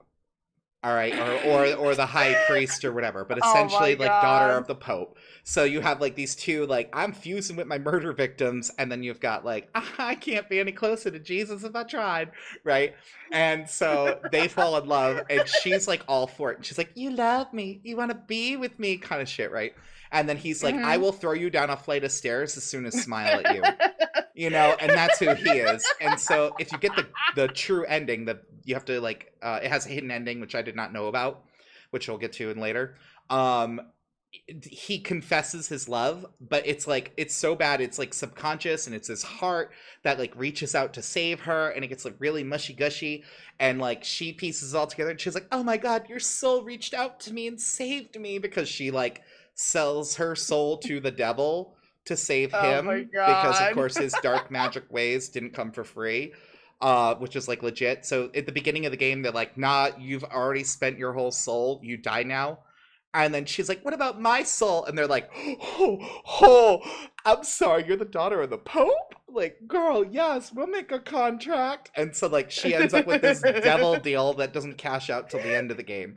And so literally his heart, his love for her comes and saves her in the good ending. If you get the bad ending, she dies alone, and it's like really sad and tragic.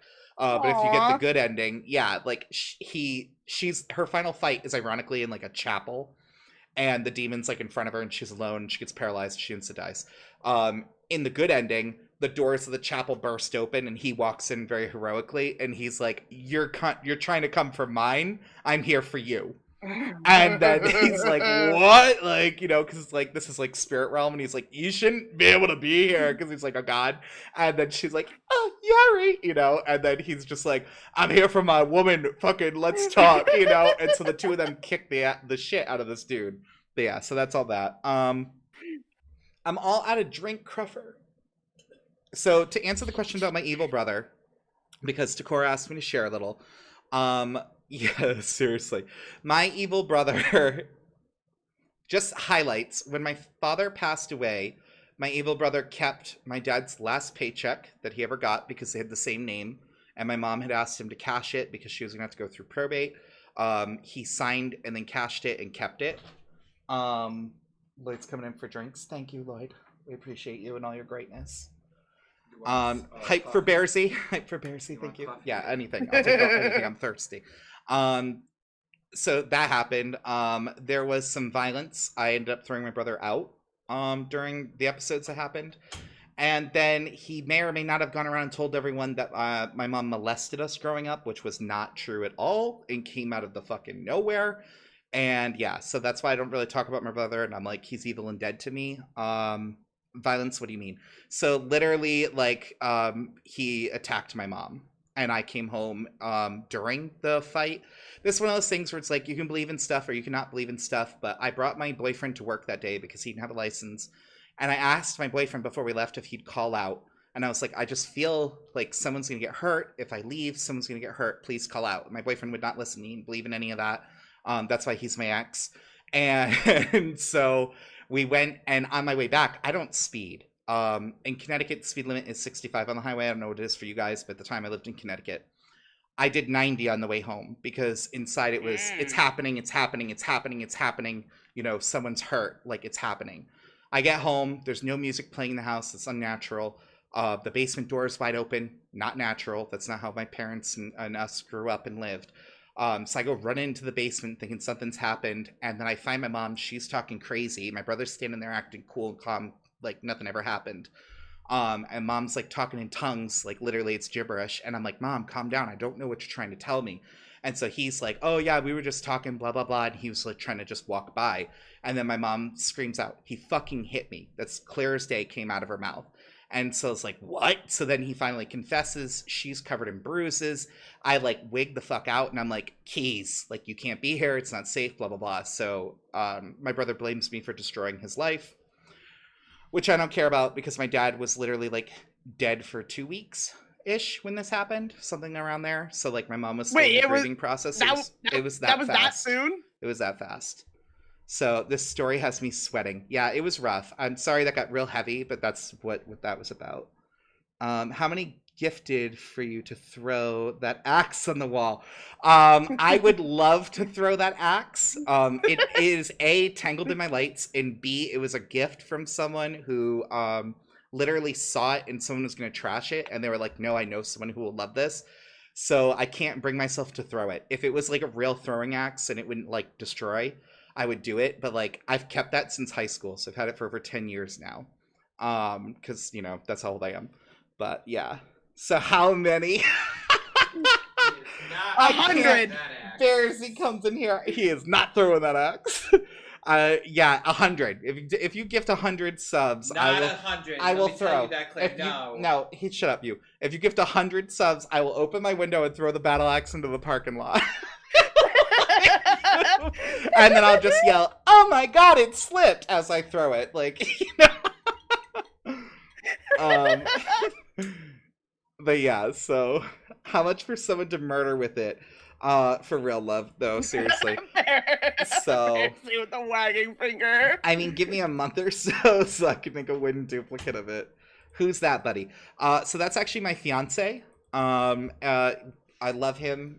I'm just very happy with him. He's my everything. He brings me drinks. Like, how do you not love that? Like, I This swear is because someone's Honda Civic. Probably. Oh my god, you can aim for that lady who's always fighting for your No, parking don't spot. say that. Don't put that in the inner. No, we don't want that. All right, so this is a side rant. I'm sorry. So Lloyd and our neighbor compete for the same parking spot. I might be open to that. And every time he moves the car, she watches from her window, gets up and runs outside, and moves her car to park in our space, which is not our space. It's just free parking.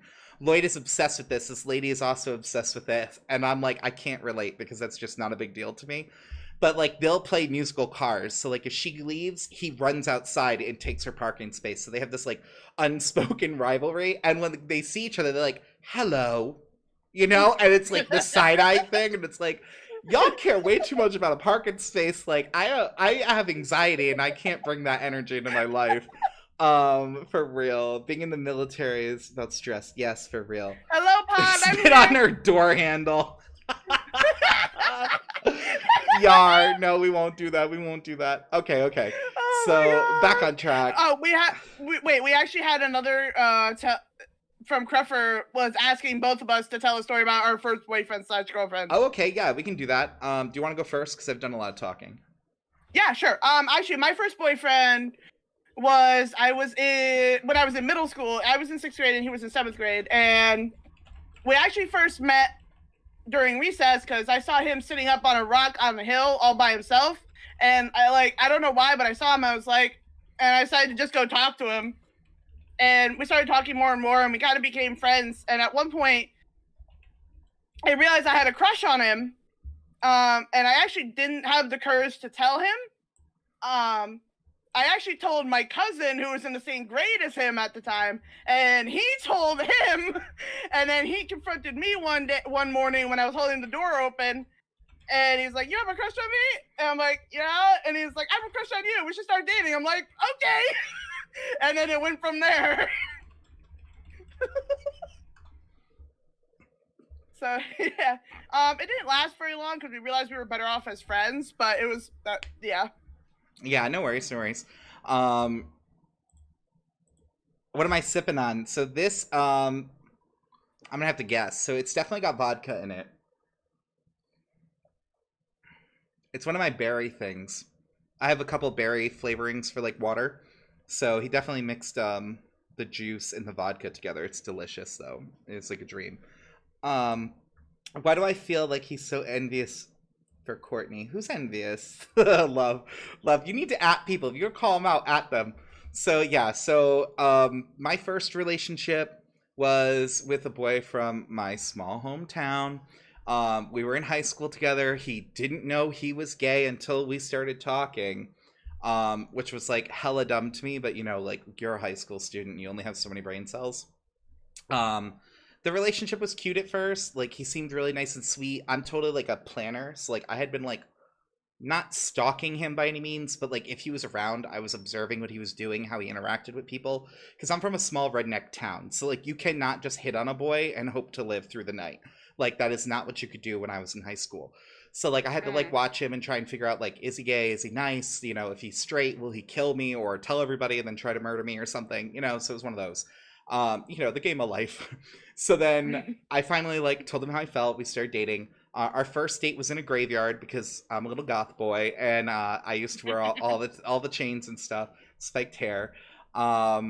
So yeah, it was okay for a hot minute. We definitely had a lot of fun and fooled around a lot, but like there was a lot of unhealthy behavior. My first relationship was actually pretty abusive. He was on medication and claimed not to remember his abusive outbursts.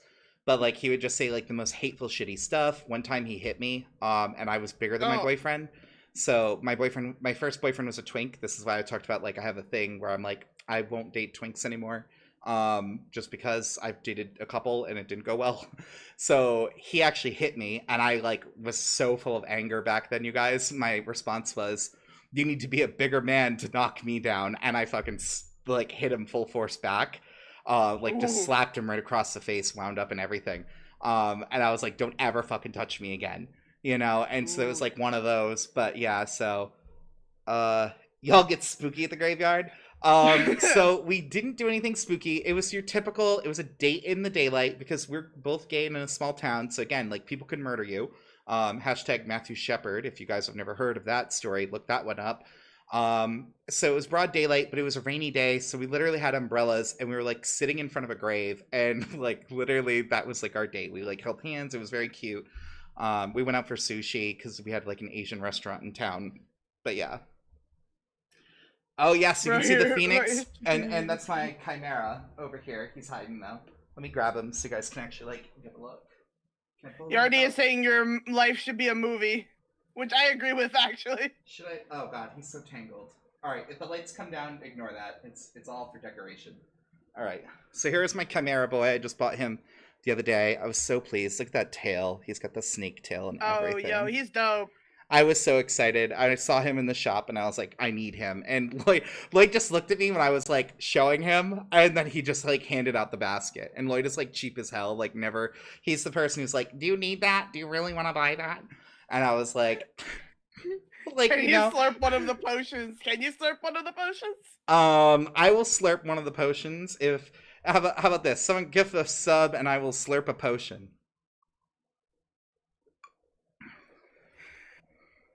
I have to drink the whole bottle though. I'll slurp it. I'm like, that's a lot of liquid. I'm not that cheap. You're kind of cheap. I love you still. I'm sorry, Lloyd, but you're pretty cheap from some of the stories I've heard. He's cute. He'd rather us wake up in back pain every day than buy a new mattress.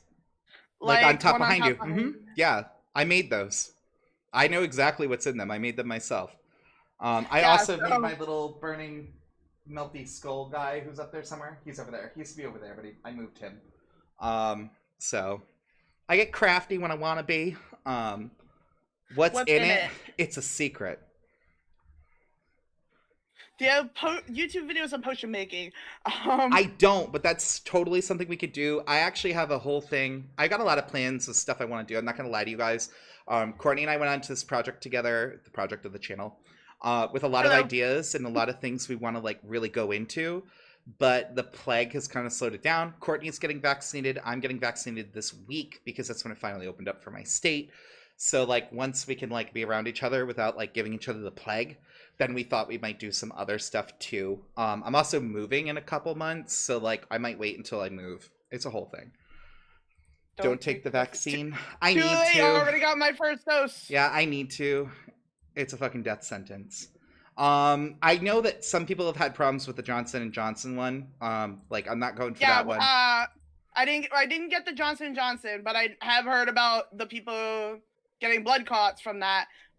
But they did take it off the market, so yeah. What would you do? Die in a hole or die in a hole? What do you mean? That sounds like literally the same thing. I'm sorry, Courtney, but I think you might have a third eye on your eyebrow in 10 years. I mean, but if she does, will she unlock the inner sight? I mean, yeah, will I be able to have... Is this her origin story? Like, we're talking about superheroes and stuff right now, like... Will my future vision get clearer? That's the question I have, because I already have dreams of the future, but, you know. You won't check me... Oh, yeah. I mean, and I get it. Like, there's multiple sides to everything. I'm pro-vaccines myself, but I do know that some people have severe adverse reactions. It's just, like, a very small sample. But to me, I feel like we should probably test to make sure people are okay before getting them, because I have known people who've, like, taken the flu vaccine and like they've ended up paralyzed or something, or like I had the flu shot before. I've taken it twice. Both times I got low grade hypothermia and I still got sick. So like there are people that do have like adverse reactions to things. There's different severities, but like we're in the bottom. Like we're not the norm. So I give 100 subs if you don't. You're a good guy. Oh, thank you so much. I have to get it. I was raised by a nurse. My mom's already gotten it. Bearsy's already gotten it.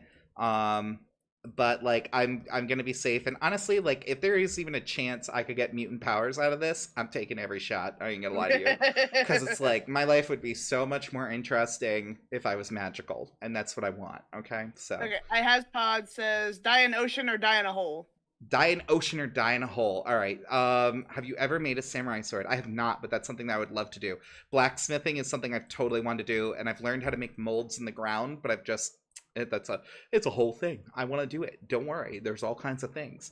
The Did anyone get the sub, Yardy? Alright, slurp I a didn't potion. see it. Yeah, we need a gifted sub to slurp a potion. If I'm gonna perform, I'm gonna be paid. But yes, so I would rather die, I guess, in the ocean because it's probably gonna be cold, and I'm hoping that I freeze to death before I drown, versus like suffocating in a hole. And I'm also afraid of the dark, so that might be part of that. Is there light in the ocean? That's my question. How deep in the ocean am I drowning? Am I in like a puddle? Do I still see the sunlight? Is there a beautiful orca swimming by? Oh, Like, well, you gotta slurp a potion now. Okay, what color potion you want me to drink? I can do any of them except for the black one because that one has a candle that is melted and sealing it.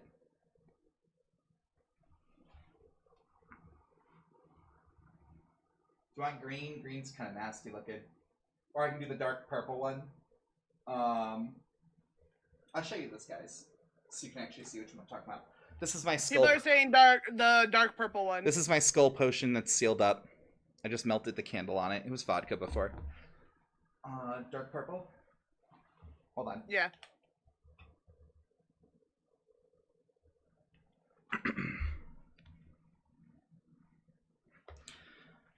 Can you talk to us about spirits, liquor, or the undead? You guys can even see I haven't dusted, so this is like legit. It's been a while. Mazel tov. Undead, they said. So you know I took a sip. Ooh. Ooh. Is it a good one? It's a 1. Drink it all. Drink it all? Oh. I could drink it all, but I'll drink a little bit. Actually, there's something floating in it now. How about like... Here, I'll take one more hit of it. There's something floating in it, though.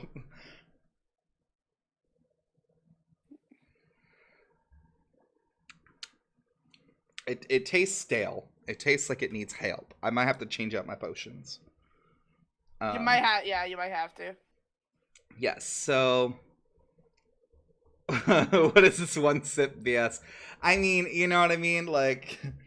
I'm here for it, but it definitely... How about let me freshen my potions? Because they do have ingredients that can spoil. I can actually see there's quite a bit of crap in it, actually. I probably should not drink this at all. But it's fine. We'll be fine. That's some black shit. It is. It's dark as hell. So I'm not going to, like, go into spirits in this stream because the stream is mostly about, like, fun. But if you guys do want to hear about, like, paranormal stories, stuff I've experienced and shit, like, I'm totally fine with doing that. Yeah, you're welcome. But it's just not what this stream is really about because we've kind of gotten totally sidetracked. So, Courtney, best world building in a video game. Sorry, hold on. I was swirling for a second. Oh, you're good. You're good. I think I said Okami. Okami is a really interesting world because basically the main character is the sun goddess, and then like basically the whole world takes place in like ancient Japan like world, and they have to fight demons and like evil gods, and it's this whole cool thing. And like the world is really expansive, and the characters are really interesting, and it's just everything about it is really interesting and cool because like you can like cure parts of the world. You have to like and you learned. It's just cool. I really like it. I got you. Yeah. My game I chose was Chaos Wars. It was a GameStop exclusive that came out a couple years ago. I don't have the date of when it came out. Apollo, how are you? We're talking games, so we're talking about best world building in a game. So Chaos Wars was a blend of like multiple popular games and like anime. So like it had like Growlancer, it had Gungrave, it had Shadow Hearts in it. So it was kind of cool and to like geek out with it because it is literally what happens if we mash all these people together and they have to fight against a looming apocalypse. And I was here for it, and I was just like, all day long, bring me my freaking people, like let my peeps interact and have a good time with each other.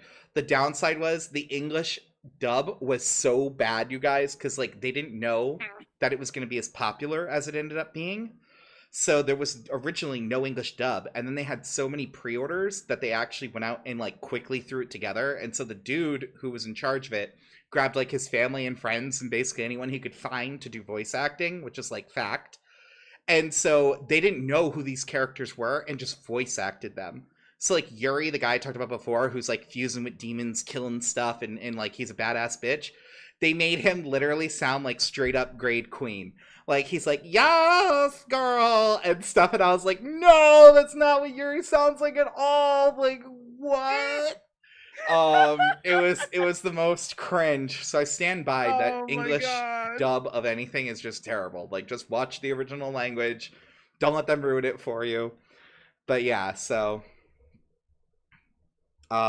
anyone else? Do you guys have any games that like you just loved the world building in?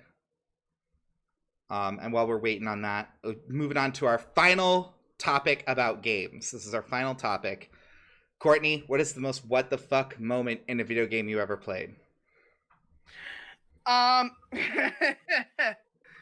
It was when in Xenoblade Chronicles there was a long established character who literally helped you along your journey and was the cool dude who's a mentor and was helping people out and gave you shit.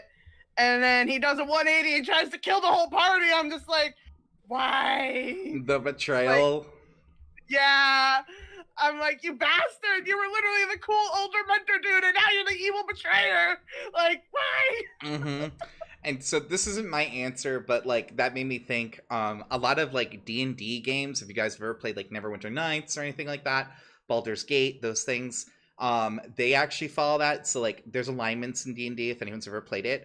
And the true neutral character, they shisty. Y'all need to keep your eye on them because, like, literally when you're about to win the final boss fight and stuff, the true neutral character will be like, wait, we're about to destroy all of darkness? That's not balanced. And they fucking stab you in the back. And it's like, so I hate true neutral people. They never join my party. I yeet them to the curb. But my answer for the most what the fuck moment brings me back to Shadow Hearts. And it is about that super secret bonus ending that I was talking about before, where like you fight that boss, you get the ending. So when I first played it, I actually got the secret ending and didn't know that there were multiple endings. So at the end of the game, the scene I had was they're riding on a train. He's finally bringing the lead female back home, and she like snuggles up on his arm and opens her eyes and smiles at him, and he turns beet red and looks out the window. Right. And so it's like this really cute ending. And I was like, that's great. Makes me feel good. So years later, they came out with a sequel. And I was like, so excited. And I'm like, can't wait, can't wait, can't wait. So then in the sequel, it starts off and she's fucking dead. And I was like, excuse me kind of shit, you know what I mean? like what do you mean she's dead? Like bring your manager, you know? It's like she woke up, she snuggled him. Like you're telling me that bitch fell asleep in the last 2 seconds of the train ride and died in her sleep? Because that's what they tell you. They're like, she died in her sleep on the train and blah blah blah. And I was like, no. So like I was mad and I start talking to my friends about it in high school and I'm like, this is some bullshit. And so then my friends are like, what are you talking about? She totally died at the end of the game. And I'm like, no, she fucking didn't. So we start getting into a fight and we're all going back and forth. And finally they're like, wait a minute, you did what in the game? And I was like, yeah. They're like, I didn't do that. And then we find out there was multiple endings and it was like, oh. And then in Shadow Hearts 2, they also have multiple endings. So you find out you're in like a time loop paradox. So at the end of the second game, the main character goes back to the beginning of the first game. So you're supposed to believe that like love conquers all, and that through repeating this cycle, he was stuck in an infinite loop until he was able to save her. And I was like, oh, so it's like, that's what was my favorite love story. When I got that ending, I was like, I forgive you, baby. You done me dirty in the beginning, but you came home. You know, it's like, it was that feel. But yeah, so that's it. Do you guys have any what the fuck moments in a game? Because that wraps up our just chatting, basically. Unless people want me to go on and talk about other crap, because we were going to pull up Saga Frontier after, which is a remake of a childhood game that I loved that I did not put on this list because I didn't want to do spoilers. But if like you guys want us to talk about something else or whatever, we're totally here for that. This is our first time doing it, just chatting. Wait.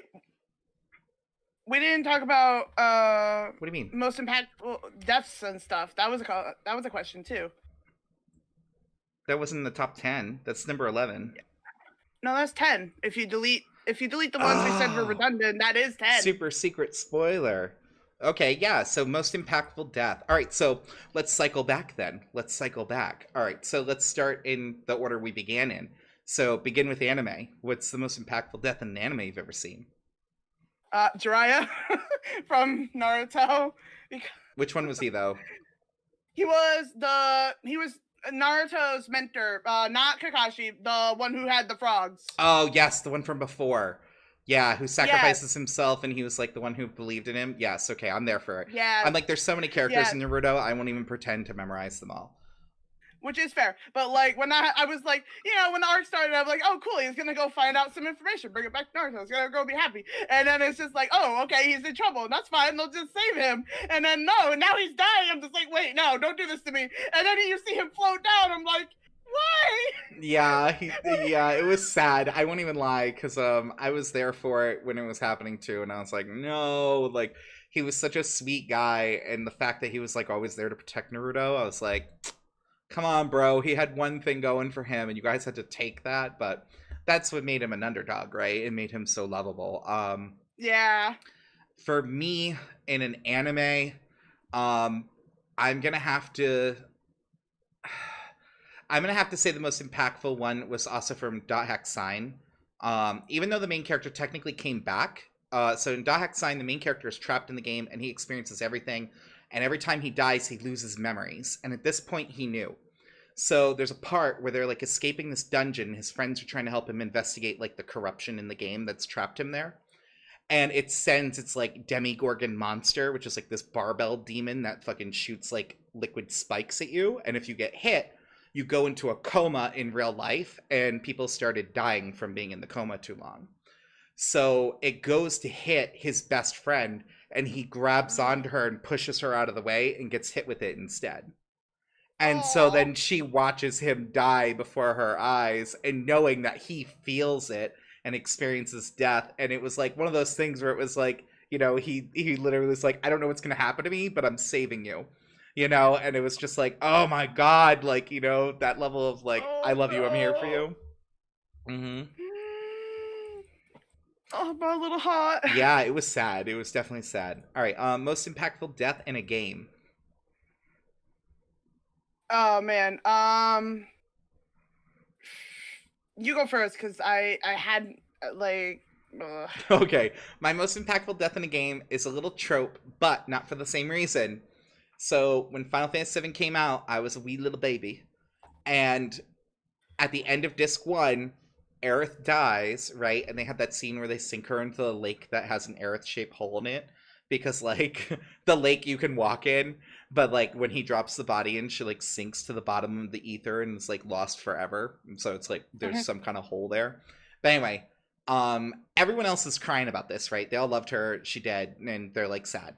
Me, I get mad because my disc freezes. I never loved Aerith to begin with because she a cheating hoe, and she finds out that Tifa likes Cloud, and she's like, I'm gonna try and steal your man. And that's like the OG Aerith.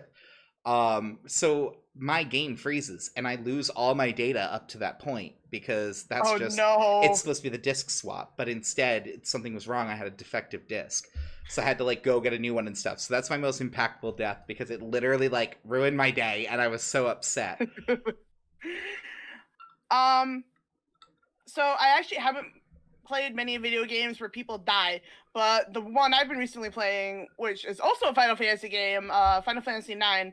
I haven't gotten overly far in it, but I actually found the scene where all the black mage dolls get tossed off the boat, the airship. Yes. I was That's like, the big why? iconic scene with Vivi. Yeah, I'm like, no. Oh my god, because he was trying so hard just to get them to talk to him, and then they're all gone. I'm like, oh my god. But they come out to defend him from the evil black Yeah. wizard. Yeah. And then so Yeah. Vivi's like this child mage, and like all these, he finds out he is mass produced, and so all of these robots that are like the true version of him, and he's like a bloop, if you will. He's like an Oreo kind of situation. Um, Mm-hmm. they literally come out and defend him from like the assault model of them because they're like little servant people. and Yeah. start dying left and right when they're supposed to be like soulless dolls and not supposed to have any will. So like they showed empathy and that they wanted to protect him. And so it's this tragic scene because the whole time the kid's like, am I alive? Am I even a person? Like, you know, does anyone understand? And then when he realizes they're all sentient and that they all have that in them, they all get massacred right in front of him, and like that's the big fight. And so in return, that's when you unlock his trance ability, which is like their over limit. If you guys aren't familiar with Final Oh Fantasy, yeah, I loved his trance. I was like, yes, you go, VB. yeah. If you guys aren't familiar with Final Fantasy, they always have like a limit break or an over limit. They call it a bunch of different stuff. It's like a super move. It's like their ultimate. And so after all those mages get murdered, Vivi like rages out and gains his ultimate, which is to double cast. And so he starts like going crazy, and like you do the boss fight where Oh he my becomes like the big bad wizard that he's always supposed to be. You know, it's like really empowering and very cute, very adorable scene. But I was also sad throwing because of death. I was throwing fireballs and thunders and blizzards left and right. I was like, you fucking die, you bastard! Yeah, that is one of those fights where you're like, oh, I'm gonna murder this bitch. So most impactful death in a superhero thing.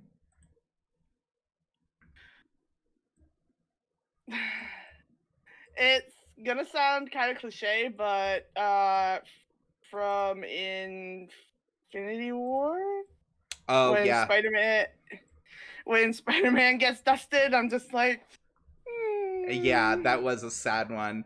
Um, and I'm kind of there with you too. Mine is definitely when Vision gets killed and they take the stone. That is definitely the big thing because I was like just learning who like Scarlet Witch was, and I was like there for it. And then like you know that kind of filters in too as well, where it's like she shows up to fight Thanos and she's like, "You've taken everything from me," and it's like the meme scene. He's like, "I don't even know who you are." You know, it's Yeah. like you're gonna know. Girl, gonna tell you who she is. Yeah. And like the other one in that movie is when Thanos takes Gamora and just goes yeet. I'm like, you, oh, like Yeah. Yeah, yeah. Crazy. So yeah. It seems like the Just Chatting was a big hit, you guys. If you guys want more of this content, please let us know in Discord and stuff. I mean, I think the results speak for themselves. We had like 12 people in here at one point. Yeah, something like that. So like thank you guys so much for joining us. We're gonna be swapping over to Saga Frontier, which is technically a one-player game, but we're gonna like go through it, and Courtney's gonna make choices with some of the characters too. And we'll just see how it goes. So thank you guys for hanging out with us. We are gonna take like a little break, so I'm gonna end the stream and then we'll be back in like 2 minutes if you want to come chill out, get a drink, go to the bathroom, enjoy your night. You know, if you choose not to join us, you know, no bad energy, no hard feelings. And Courtney, you want to say anything before we go? Yeah, thank you so much for just coming and chatting and nerding out with us, because this was a lot of fun. So, well, if you decide to stick around, thanks. If not, I hope you have a good night / day. Just thank you guys. All right, and we'll talk to you guys later. Bye.